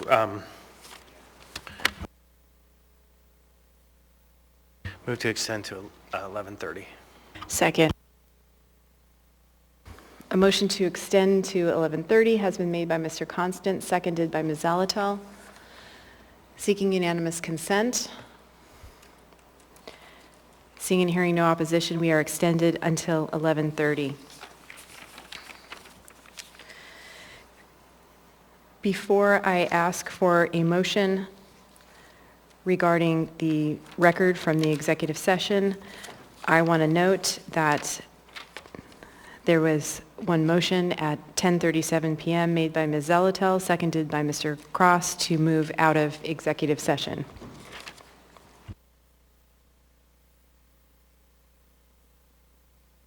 Is there a motion regarding when to disclose the recording of the executive session? Yes, Madam Chair. I move to disclose the recording of the executive session immediately, with the exception of any personnel names that were not subject to the subpoena or individuals in the room as part of the executive session. Second. Moved by Ms. Zalatel, seconded by Mr. Constant, or Mr. Volant. Go ahead, Ms. Zalatel. Thank you, Madam Chair. The reason we went into executive session was there was an expectation that government records that were to be kept confidential were to be provided. I don't think that expectation was necessarily met, and that the records and subject matter of what we discussed are such things that are frankly often in the public record already, and weren't of a nature that would have required an executive session. There was the expectation that something else was going to occur, and it didn't. And so I don't think the provision that we need to keep these tapes confidential because of the reason we moved into executive session applies in this instance. Thank you. Thank you, Ms. Zalatel. Mr. Perez-Verdia. Thank you, Madam Chair. Just a couple of comments, and then I'd really like the Assembly Attorney to weigh in. It's my understanding that this motion goes against the advice of counsel, so I'd like an opportunity for the council to weigh in.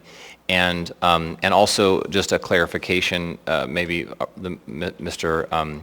Gates can clarify this as well, is if we do not vote to release the information, is there an opportunity for us to release the information at another time? So is this vote limit the decisions that we can make in the future in terms of when and how we release the information? We'd love to hear those two about whether this is going against the advice of counsel and why, and second, what are our options in terms of release of information if we do not release it immediately.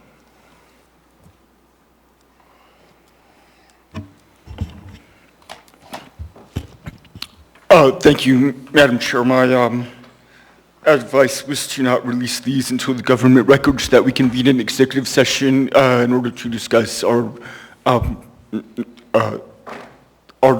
become subject to public disclosure or are publicly disclosed, and we should not release the tapes until that time. Did that fully answer your question? Yeah, just if I can clarify, actually, I think it'd be helpful for you to say it one more time. I don't think I fully got it. What is the reason that you're advising that we do not release the tapes at this time?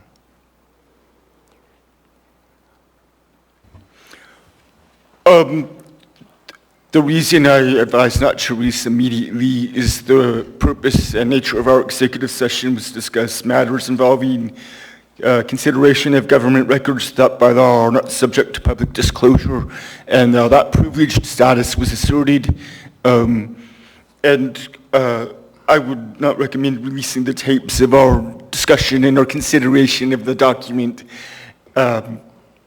until the document is actually released or no longer subject to privilege. Thank you. Yes, that does answer my question. And then the second question was, if we do not release the information from the tapes at this point, is there an opportunity for us to release them at a later date?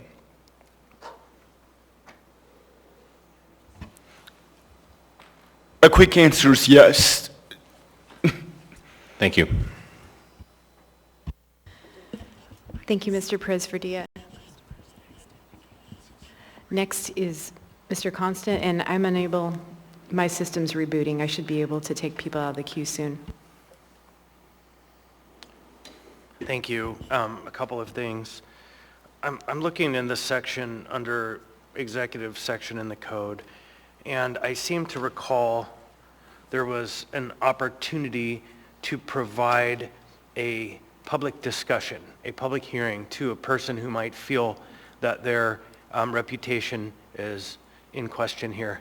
And so my question is, could we offer that individual the opportunity to be heard to ensure that if these tapes are released, say after that offer of a hearing, and he doesn't show, then we can at least have some cover that we didn't violate any privacy protection that might exist for that individual.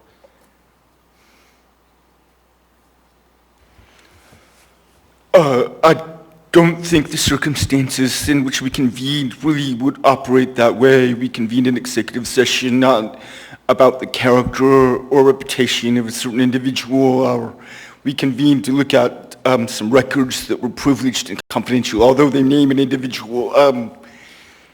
We didn't, the motion to, and the foundation for that motion to go into executive session was not based on that part of the municipal code that you're reading, which is 230-036A. Instead, we went under 230-036A6.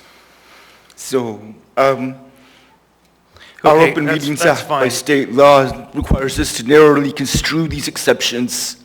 That's fine. The answer is no. And so we don't have to offer him an opportunity to be heard. I like that answer. So the next question is, what privilege was asserted?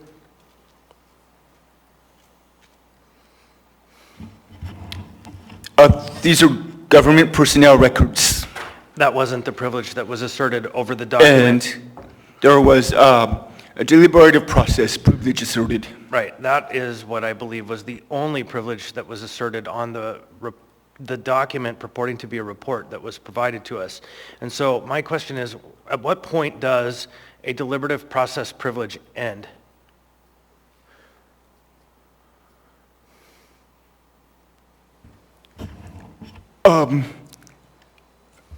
For this specific document that had that privilege, I don't know if I can say specifically at this moment, and the Supreme Court, or Alaska Supreme Court, has a test, and part of it's a balancing test. So I'm not really sure exactly how to answer that, but... Okay, thank you. So, do any of my legal colleagues? You can't say that it was privileged. You can say a privilege was asserted, that's for sure. That's a clear and accurate statement. Okay, finally, I asked that we have this conversation about when to release these tapes. I would like to hear, because I believe the deliberative process ends at the time that the document is final and no longer in deliberation. And Mr. Gates is shaking his head. I'm sorry, that's not correct. What is then? Sometimes that's what the balancing test is about. Sometimes the deliberative process privilege ends when there's a final decisional document. But that's not always the case about when it ends. That privilege helps protect the government deliberating and making a decision and final decisions, which is public. But that deliberation process, if it's just ends and it's no longer privileged after that, it chills the government from being able to do exactly what is being protected. So the court has said that doesn't always end just after a decision is issued. So basically, that's where a balancing test comes into play. So basically, they can argue we're going to deliberate on this forever, and in the sense provided a couple of pages of writing and purport that that's the result of an investigation. That's a very interesting analysis. Thank you, Mr. Gates. Well, if I could just add one more part here. The process, the legal process is, if the parties don't agree, we take it to court, they get it in camera review. The judge can decide if this privilege applies or not. So that might be where we're headed. I'm not sure. Thank you, Mr. Gates. Thank you, Mr. Constant. Mr. Voland?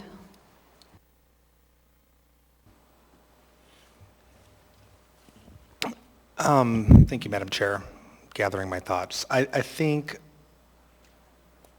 the conversation that we had is in the public interest to be able to hear at some point sooner than later.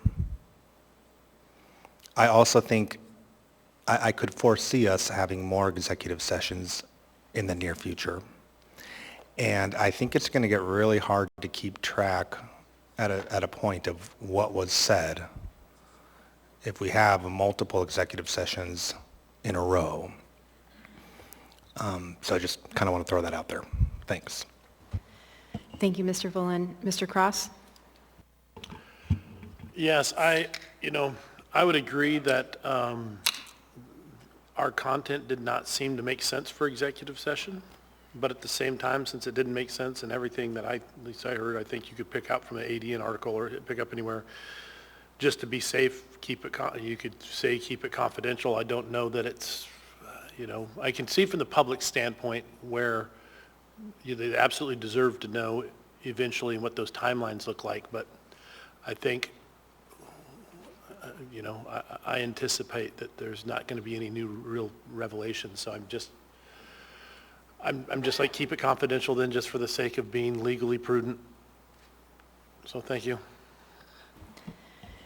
Thank you, Mr. Cross. Ms. Zalatel? Thank you, Madam Chair. So the reason I made the motion I did is I do not believe the reason for convening should control whether or not we keep the tapes confidential. It should be based on what we heard, what we discussed, and whether or not any reason applies. Otherwise, we will go into executive session because it's the only way we are told we are going to get information, and then have that information basically be disclosed that could have been in the public. If we do not disclose what happened up there, I'm going to be reluctant to go back into executive session. We thought we were going to go in to specifically talk about things, and that's receive specific information, and that did not happen. And frankly, the administration isn't without remedy. If they disagree with our assertion and we choose to release the tapes immediately, they can invoke, the legal process to stop the release of the tapes, and then there could be the in-camera review. I don't think we have to prophylactically do that. I think we can make the judgment call. We've heard the potential risk. I tend to disagree with the legal advice given as to the scope and extent of the deliberative process privilege, and that's why I've made the motion I've made. I hope you can support it. I think these things need to start to see the light of day. Thank you. Thank you, Ms. Zalatel. Mr. Perez-Verdia? Thank you. I realized in my statement I didn't indicate, where I stood on this, and I appreciate having the opportunity to hear some of my colleagues. I, first of all, agree this does need to see the light of day. I think this information should be released. I think that that I agree with my colleagues that on all notes. However, I think we should be prudent. We are getting legal advice to, at this time, to not release the information. I agree that there will be more executive sessions and in the very near future, and so I would prefer to be more conservative in this case and not release the information and make sure that we're following our legal counsel. So that's where I'm going to lean. I'm going to vote not to release at this point. Thank you. Thank you, Mr. Perez-Verdia. Mr. Gates? Thank you. I also just wanted to add one point, is that in the executive session, several people read from this document at different times. And that, I think, is just another grounds to say the tape shouldn't be released until the doc is.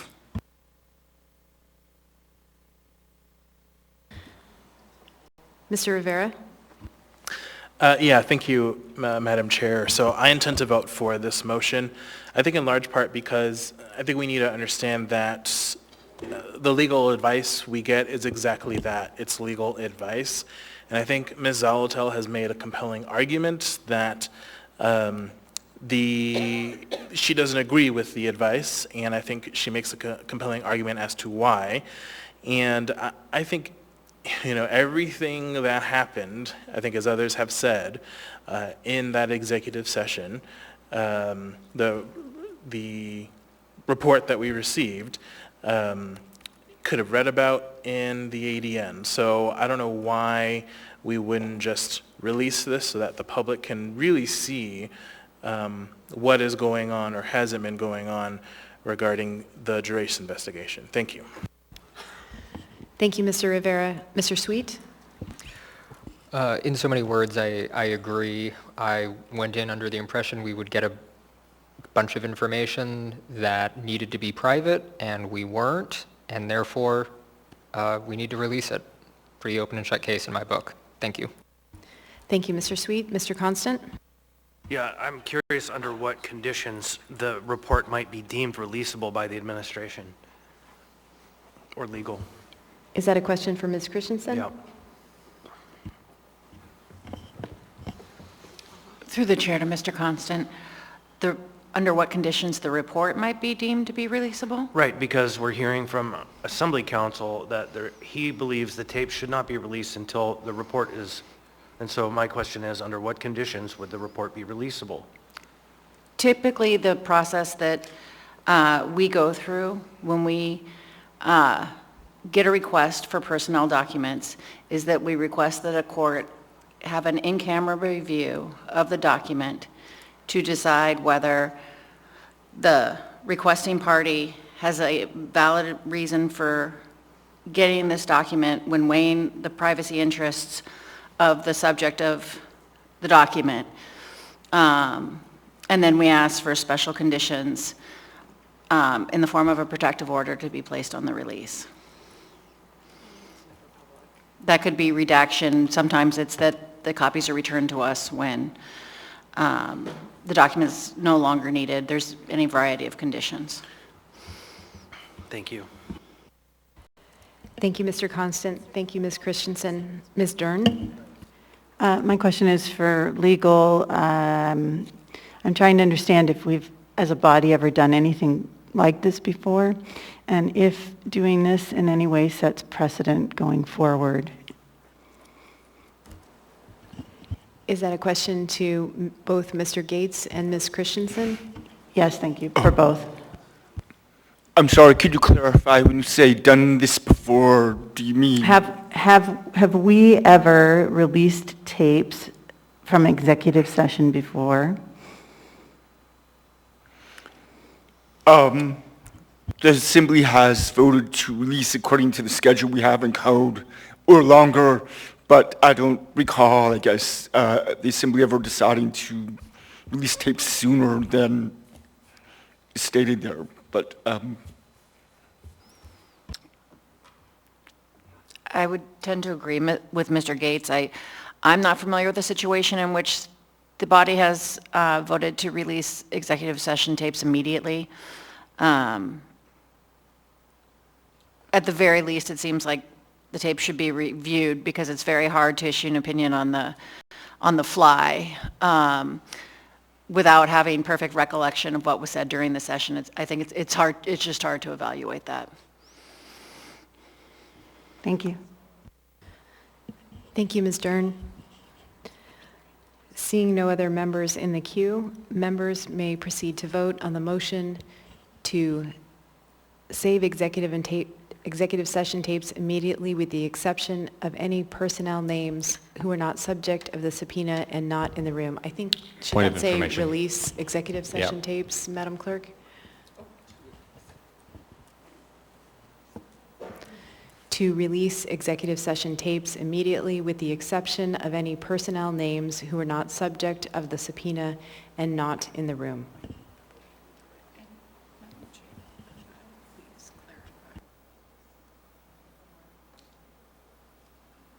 Yeah, not a subject of the report. Go ahead, Madam Clerk. I wanted to clarify that the motion to immediately release the executive session tapes with the exception listed does not include releasing the report. Yes, it does not include releasing the report. And I want to be clear on the language now that I see it up there, if I may, that it should only exempt the former employee I mentioned. It should not exempt Mr. Gerace, who was mentioned in the subpoena, or any other conversation except for the personnel who were in the room, you know, if it was specific to a personnel matter. So I just want to be really clear about that. I'm not sure my language fully conveyed that. So I want to make sure we have a meeting of the minds and an understanding before we vote.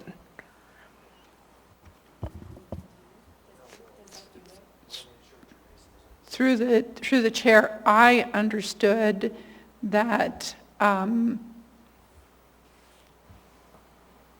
am the clerk's office. I am to direct the clerk's staff to redact the portion of the tape that mentioned an employee who was not the subject of the subpoena and not in the room. Not subject to the subpoena, both as to, the subject of the subpoena, not the person being subpoenaed, I guess is the small difference there. I think we're on the same page. Is the motion okay as it's? Yes, we're not the subject of the subpoena versus, yes, I agree. Mr. Cross? So now that I'm reading this, you're not releasing the report though, correct? Yeah, but we read it many, many times, and we read excerpts of it. So whoever's editing that's going to have a big challenge, so I encourage you to vote no.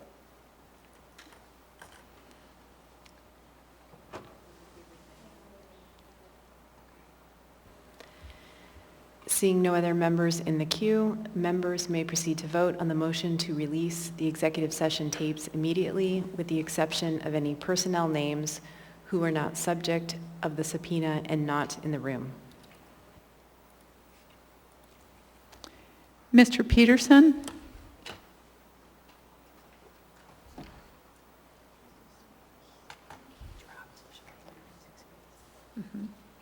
Mr. Peterson is excused.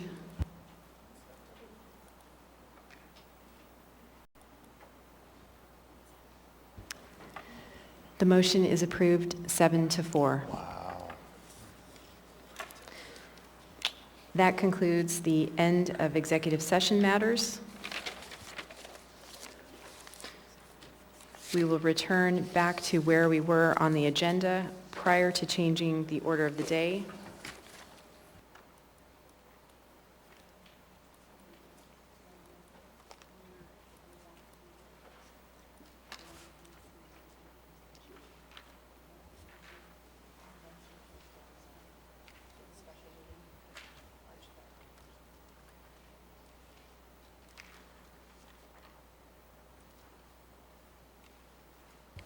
Mr. Solt, do you have a point of order or information? Yeah, Other motion? I'd like to propose changing the order of the day to bring 14B forward. Is there a second? Second. Mr. Solt has made a motion to change the order of the day to take up 14B. It's been seconded by Mr. Cross. Do you want to speak to the motion? Yes, Madam Chair. So this is an AO to help with snow removal or snow storage within the municipality. And I'm worried and we also have someone here to testify on it, but I'm worried if we don't move this forward and we have a snow event, we're going to run out of places to store snow. Plus, we're also pushing cost on some of the companies by having to take snow out to Clutina and other places. Thank you, Mr. Solt. Seeing no other members in the queue, actually, I'm just going to ask for unanimous consent on this motion to change the order of the day to take up 14B now. I see heads nodding. Seeing and hearing no opposition, we will take up 14B now. Madam Chair, point of information. Sure. Can you tell me where we are in the, I feel like things got moved around and then we had the executive session. Yep. We went back to where we were Okay. when we changed the order of the day to take up the items for the ballot. And so the last item we had done before we did that was 11A. And so that's why I had said when we ended our executive session matters, we were returning back to the 11 section, 11B.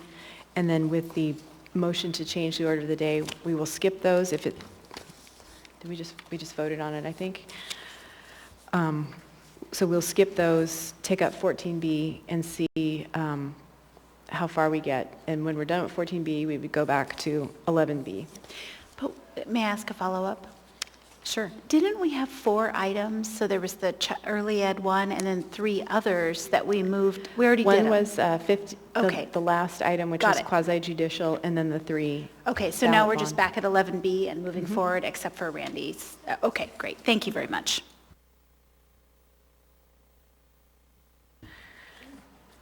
Okay, so I had asked for unanimous consent, didn't hear any opposition. Order of the day has been changed, and we now have 14B in front of us, ordinance number AO 2023-7, an ordinance of the Anchorage Municipal Assembly waiving or modifying certain provisions of Anchorage Municipal Code, including Title 21, Land Use Planning, and Title 15, Environmental Protection, to allow for temporary snow disposal sites due to the large volume of snow and insufficient locations to place the Waive snow. reading. Thank you. Public testimony on this item is now open. Are there any members of the public who wish to speak? And I believe we have one person who signed up for phone testimony.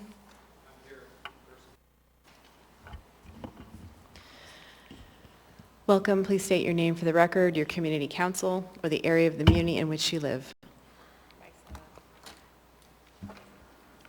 My name is Dustin Darden.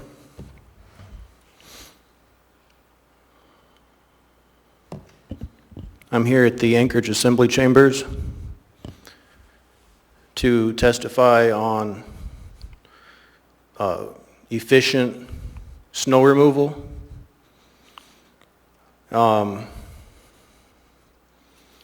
During the operating budget approval of 2022, the entirety of the Anchorage Assembly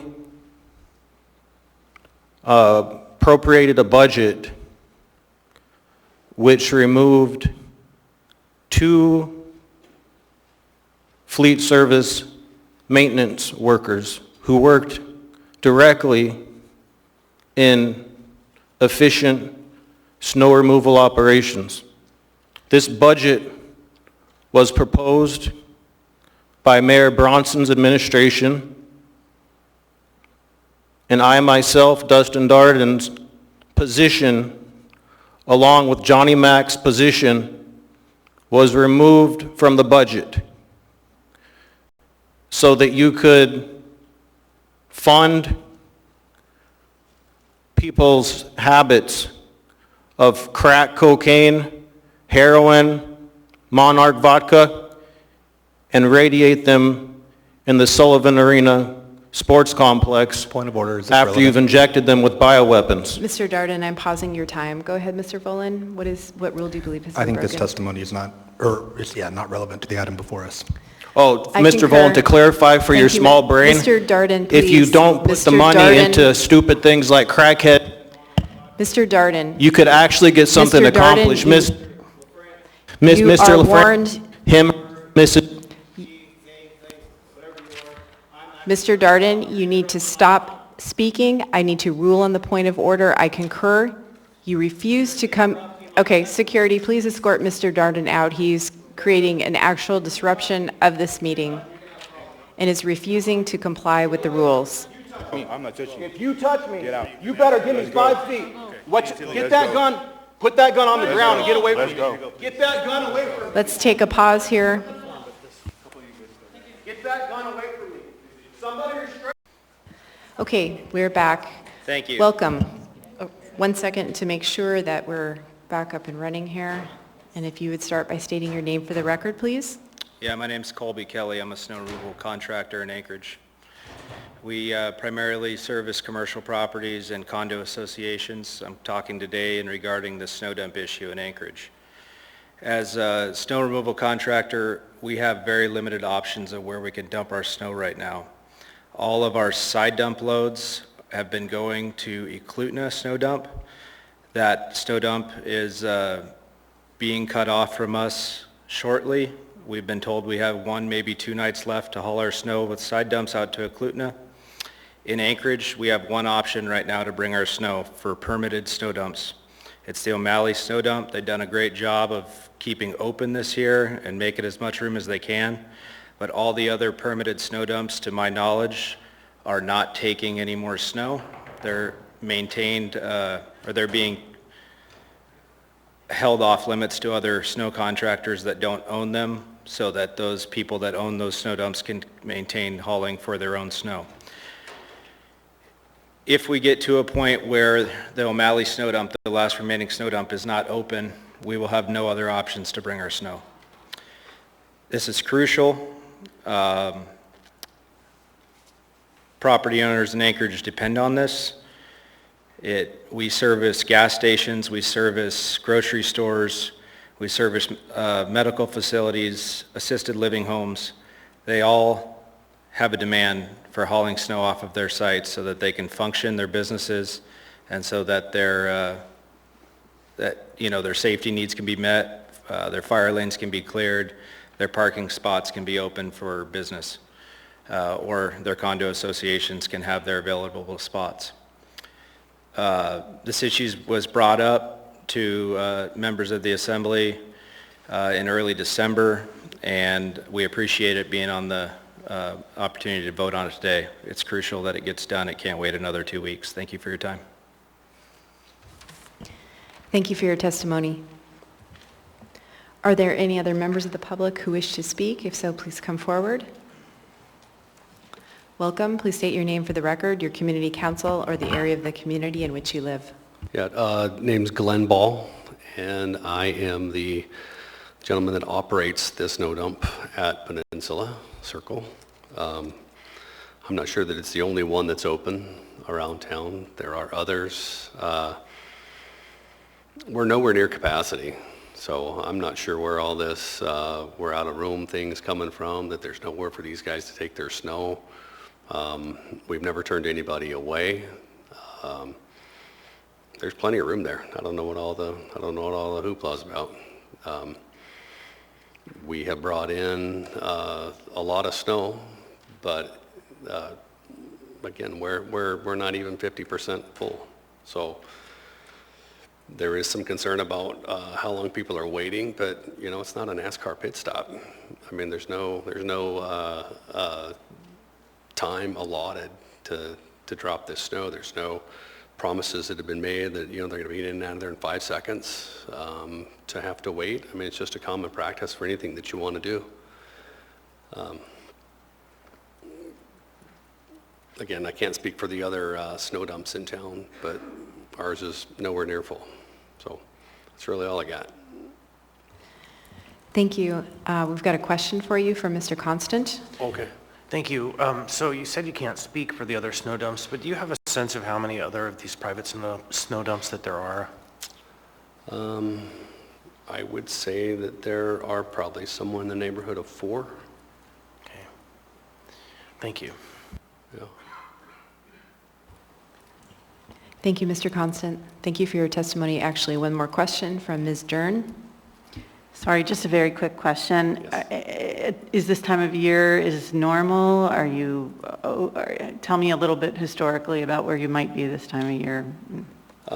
Yeah, we have brought in more this time of year than normal. I don't think it's really because of the volume of snow. It's just the way that it came down and the fact that it hasn't been able to condense like it normally would. A regular snowfall, we might get 3 or 4 or 5 of them a month, and in between each of those, the snow piles get time to settle. So this has taken up a little bit more room, so that's why people are out of storage. But we're in a warming spell right now, and what's going to happen is all these snow piles are going to condense, and they're going to have more storage capacity on site. There's other options too. They don't have to haul it away. They can stack on site. They can move it to another area on site. People are used to hauling it away, but it's not the only option. There's, it's common to move this stuff out of your way if you don't want to pay to haul it. So there are other options other than actually just bringing it to a snow dump. Thank you. Thank you, Ms. Dern. Thank you for your testimony. Okay, thanks. Are there any other members of the public who wish to speak? Welcome. Please state your name for the record, your community council, or the area of the community in which you live. My name is Colby Zapay. I am from South Anchorage, and this topic, and I know I've spoken on a different topic before, I'm also a contractor removing snow on the Easy Park contract. We're having an issue also with our snow dump. We usually take ours to Reeve and Commercial. It's usually about a 20 to 25 minute round trip. Taking it to the O'Malley snow site more than doubles our trip time. With our staffing levels that we've been keeping for the last 4 years, that usually it complicates everything. I mean, it takes our snow dump or our snow haul off time and doubles it with the staffing levels that we usually keep. That also is an issue for budgeting for Easy Park, I think. That's been brought up as far as the increased costs that we're asking for to compensate us for going that longer distance. So, and obviously haul-off is the biggest cost of any job. So that's how it's affecting us, and that's how it's affecting our customer. We don't see our normal snow dump opening up anytime soon. I just spoke with them today, and it sounds like they are going to be, in fact, closed for the rest of the year, just to reserve room for their customers' snow. So that's how it affects us. Thank you. Thank you for your testimony. Are there any other members of the public who wish to speak? Anyone at all? I'm sorry, sir. No, just once. Thanks. Seeing and hearing no one, public testimony is now closed. What is the will of the body? Move to postpone and refer to planning and zoning. Second. A motion has been made by Ms. Zalatel to postpone and refer to planning and zoning. It has been seconded by Mr. Constant. Ms. Zalatel? Thank you. As I read through this ordinance, it is basically conditional use permits that will lie within the power of the municipal manager or the mayor. That's a pretty hefty thing. Conditional use permits have quite a bit of process associated with them because generally there are impacts to neighborhoods for these uses. And I am not comfortable supplanting planning and zoning's expertise on these. I would be open to some kind of expedited process through planning and zoning, or if planning and zoning could make these decisions for the temporary permits. But what we're asking to do here, or what we're being asked to do here, is to take away an essential feature of our process when it comes to conditional use permits. And in Midtown, we have a snow dump that has been problematic since I took office, and there have been concerns about it. And so I'm well aware of the neighborhood impacts. And I don't see enough information in this ordinances, in the whereases, to truly justify why this needs to happen quickly. Versus maybe being another tool we put in our toolbox, further on in the winter or for next winter. So I would urge your support for the referral to planning and zoning. Thank you. Thank you, Ms. Zalatel. Mr. Cross? Yeah, I don't support that motion. This is almost identical verbatim with something that passed in 2012, and they reverted through planning and zoning. We did this in 2012. That's where this was taken from. It went through that process back then, and it's was an established legislation and a process that was in the history of municipality that we've used in the past when we ran into an emergency snow situation. So, I mean, I guess we're going to go back and have the same conversations. We could just read our notes from 10 years ago. Thank you, Mr. Cross. Mr. Sweet? As was emailed to the body today, I had a really productive conversation regarding this, and I just frankly believe the concerns that have been brought to us. I think this is essentially a warning that if another big storm hits in an unexpected way, I think, the crisis will only be exacerbated, and I don't want to see that happen. And if passing this is going to help lessen the chances that that happens, then I support it. So unfortunately, I don't support the motion, and I believe that we should pass this immediately. Thank you. Thank you, Mr. Sweet. Mr. Solt? Thank you, Madam Chair. And I'd like to, hear if Mr. Colhase has any input on this as far as referring it to planning and zoning. Through the chair to Mr. Solt, thank you for the question. The administration supports the AO as written. We have received input from members of the private snow hauling community. They see a need for this.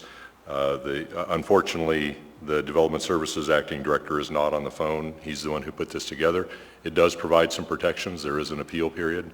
It does have some fairly significant setbacks from adjacent property lines, and it is a 1 year, it's not even 1 year, I think this expires in August of 2023. So There are, I recognize the concerns, but we believe there are protections. Thank you. Thank you, Mr. Colhase. Anything else, Mr. Solt? Just did you get any comments from planning and zoning on this at all, or no? I am not sure, Mr. Salt, I'm sorry. Thank you. Mr. Constant? Thank you. So where do we envision these being? Through the chair to Mr. Constant, I don't know. I do know, unfortunately, Mr. Soleil is not here. I know that he is aware of at least one property owner who's working on developing a site if this ordinance passes, but I do not know where that is. So I have a number of reasons why I think that this can't pass tonight. The most significant for me personally is I spent all weekend working on a bond proposal that needed to stop the code required, and we were told you can't waive by ordinance a section of the code. And so here we are being asked just 3 days later to do exactly what we were told we couldn't do 4 days ago or 3 days ago. And it just shocks me that when it's in one, this isn't you, Mr. Colhase, but when it's in one branch of this government's interest, we can waive it. But when it's in the other branch's interest, we can't. And so that's one reason. And the second is that the idea of just allowing a pop-up snow dump, this is like a solid waste facility that I have no idea of what the benchmark is for how we would authorize them. Is it just the Wild West now? Like any parking lot that wants to sell snow storage in any neighborhood? How does this work? And we have 4 simple whereases in the document that don't provide any real detail about how this was thought through. And then there's an assertion that's been made that we have a snow emergency. And, 5 weeks ago, I think we probably did have a snow emergency, but it was the determination of the administration that we didn't have an emergency, that snow falls every year. Although wisely the chair said, every year it rains, but when it rains a lot, it's a flood, and that can be an emergency. Under that condition, I think we did, but under the reality that we didn't declare one, and there would be some flexibility should a declaration have been made. 5 weeks ago, this could have been done with a pen. And so I'm not convinced, and I think that the Planning and Zoning Commission, we got it in front of the Parks and Rec Commission over the weekend. And I think that there's a little due diligence that's essential here. Point of information, do we need a motion to extend, Madam Chair? If we want to continue for more than 4 minutes, yes. I'm going to make that motion to extend the meeting until 11:40. Second. Move to extend to 11:40 by Mr. Volin, seconded by Mr. Perez-Verdia, seeking unanimous consent. Seeing and hearing no opposition, we are extended until 11:40. Next is Ms. Zalatel. Very briefly, Mr. Constant made a few of my points, but this has been a bit of a pattern where we don't have enough information to make a decision. 4 whereases. I'm glad Mr. Cross shared that it previously had gone through P&Z. I don't know that from this document. I would have hoped to have seen policies and procedures from the 2012 effort or implementing information in an assembly memorandum, and information about what justifies the need for this today, and what the expected number of permits will be to be issued. Is there a cap on the number of permits? There's just not enough about how this would function if we pass it. And it's, I think, a big deal. This type of thing usually is all about how it's implemented, and we're not getting any information about how that's envisioned. And I suspect someone has thought deeply about that and could have put it in a memorandum for us, because I think you guys have the expertise and know how you intend to do it. I don't see a memorandum for 14B, I just see an AO.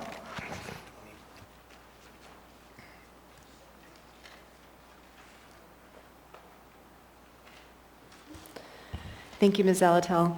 Mr. Perez-Verdia. Thank you, Madam Chair. No justification or for a snow emergency. The author is not available to answer questions. There's too many questions to be answered here, and so I encourage my colleagues to support the motion to postpone. I think it's not responsible to pass this at this point. I think we need to get more information and make sure not only that we can justify the fact that it's needed, but we understand how it's going to be implemented. I can see this going wrong very easily, and so I think it's important that we give it some more time and make sure, if we're going to do it, that we do it right. Thank you. Thank you, Mr. Presverdia. Ms. Quinn-Davidson? I was going to ask how long it would take to refer it to P&Z. So one thought was, as now that I've learned that it's been to P&Z, is maybe to postpone it just until our next regular meeting, and then we can hopefully get the information we're missing, whether that comes from P&Z or from the administration directly. When I made the motion, I was unaware they had previously looked at this issue. Although we're trying to figure out if 2012-23 actually went before P&Z.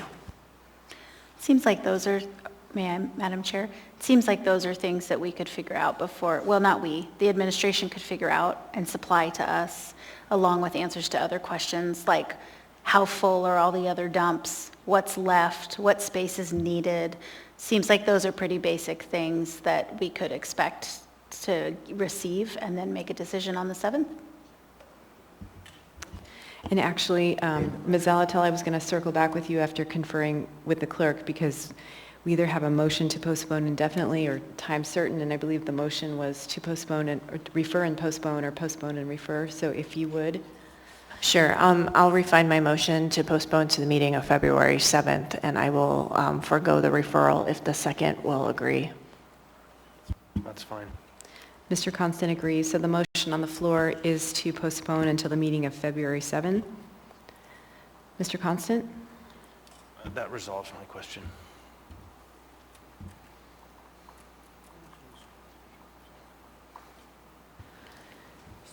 Seeing no other members in the queue, members may proceed to vote on the motion to postpone item 14B until the regular meeting of February 7.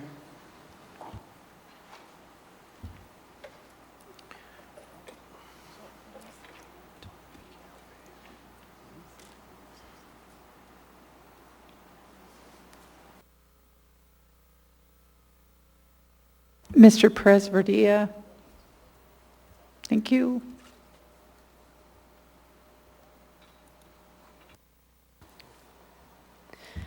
The motion to postpone 14B to the meeting of February 7 is approved 8-3.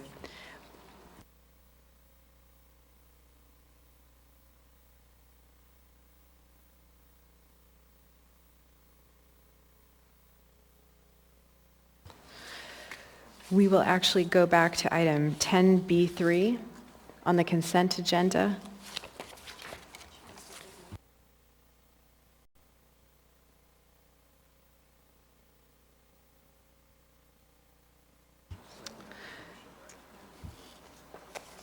Mr. Colhase?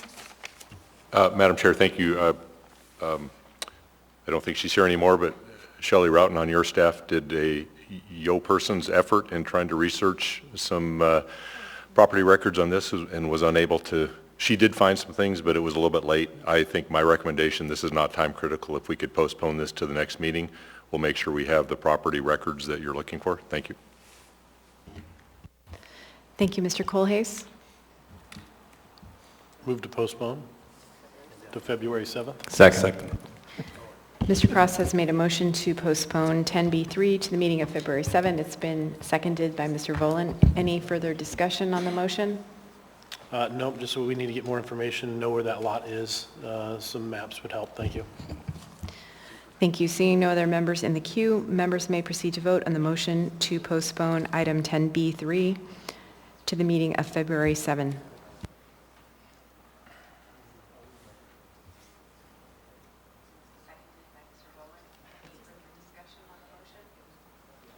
Mr. Cross, thank you. The motion is approved 11-0. This item will be back before the body at the meeting of February 7th. So we will now go back to where we left off in the 11s, 11B. Madam Chair. Go ahead, Mr. Vice Chair. Thank you. I think in the case of the next 4 items, you've been discussing this, that these are 4 that we would like to refer to that special meeting on the, was it the 3rd of March? And so I would make a motion that we postpone these all to that special meeting on March the 3rd, the Board-a-Palooza. And would you specify, Mr. Constant, if that is all 6 of the items? All 6, I'm sorry. 11B, 11C, 11D, 11E, 11F, 11G? Yeah. And seconded by Ms. Zalatel. A motion has been made to postpone items 11B, 11C, 11D, 11E, 11F, 11G to the special meeting of March 3rd, moved by Ms. Zalatel, seconded by Mr. Constant. Ms. Zalatel, do you want to speak to the motion? Mr. Constant, I see you in the queue. I think just as Mr. Constant said, let's take them up at Board-a-Palooza. Yep. Yes. Thank you, Ms. Zalatel. Seeing no other members in the queue. Madam Chair, just one last note. Go ahead, Mr. Constant. To the administration, I would suggest some work on figuring out how to get some nominees to some key boards and commissions, maybe some reappointments, like to the Board of Ethics and others, so we can do that, and maybe we can use that opportunity to resolve a big headache that we've all been struggling through. And I don't want to volunteer Ms. Rotten, but she's been doing this work real close, and so she'd be a great asset to whomever on that side is going to pick up the ball. Thank you, Mr. Constant. Seeing no other members in the queue, members may proceed to vote on the motion to postpone items 11B, 11C, 11D, 11E, 11F, and 11G to the special meeting of March 3rd.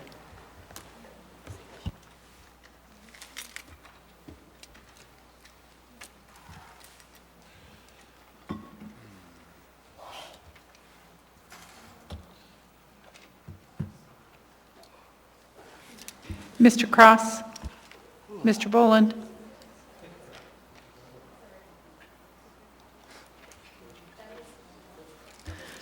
The motion is approved 11-0. Do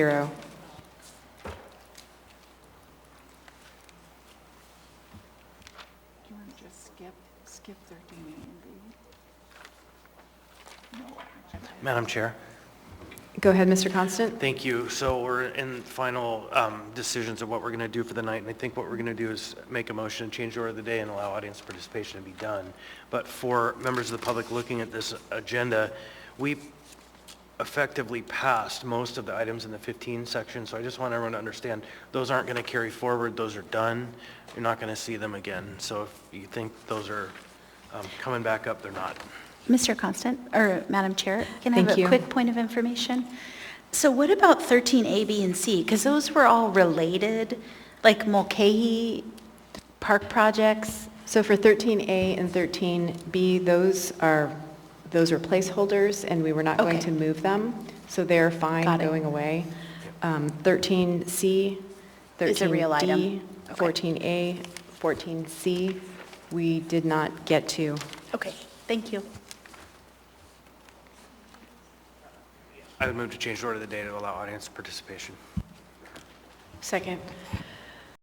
Motion to change the order of the day to allow audience participation made by Mr. Constant, seconded by Ms. Zalatel, seeking unanimous consent. Seeing and hearing no opposition, we will move to audience participation. Yep. Minutes. We have 3 minutes left. Welcome. Please state your name for the record. Turn the mic on. Could you turn the mic on, please? There you go. I am Colby Zapay. I'm with Alaska Pro Truck, checking in with you guys again regarding the snow haul contract. So we're having an issue, obviously, with the purchasing department. They've chosen to ignore the amendment this body has approved, changing the rates and matching them to the supplemental contract. In the meantime, we have been meeting the required truck counts for the night and day shift, exceeding them. For a day shift last week, we requested to provide 30 trucks. We went ahead and provided 46, and we were told to cap our number at the 30 and not to exceed that number. We were then informed tonight that the supplemental contractor has been called. They're going to be there in the morning with 10 trucks. We were not given the option to provide that excess number, and we could have provided that, but we weren't given that option. So it's quickly becoming what I see as a legal matter between the administration because they're simply ignoring the will of this body. So thank you for your time. Thank you for your participation. 2 minutes left.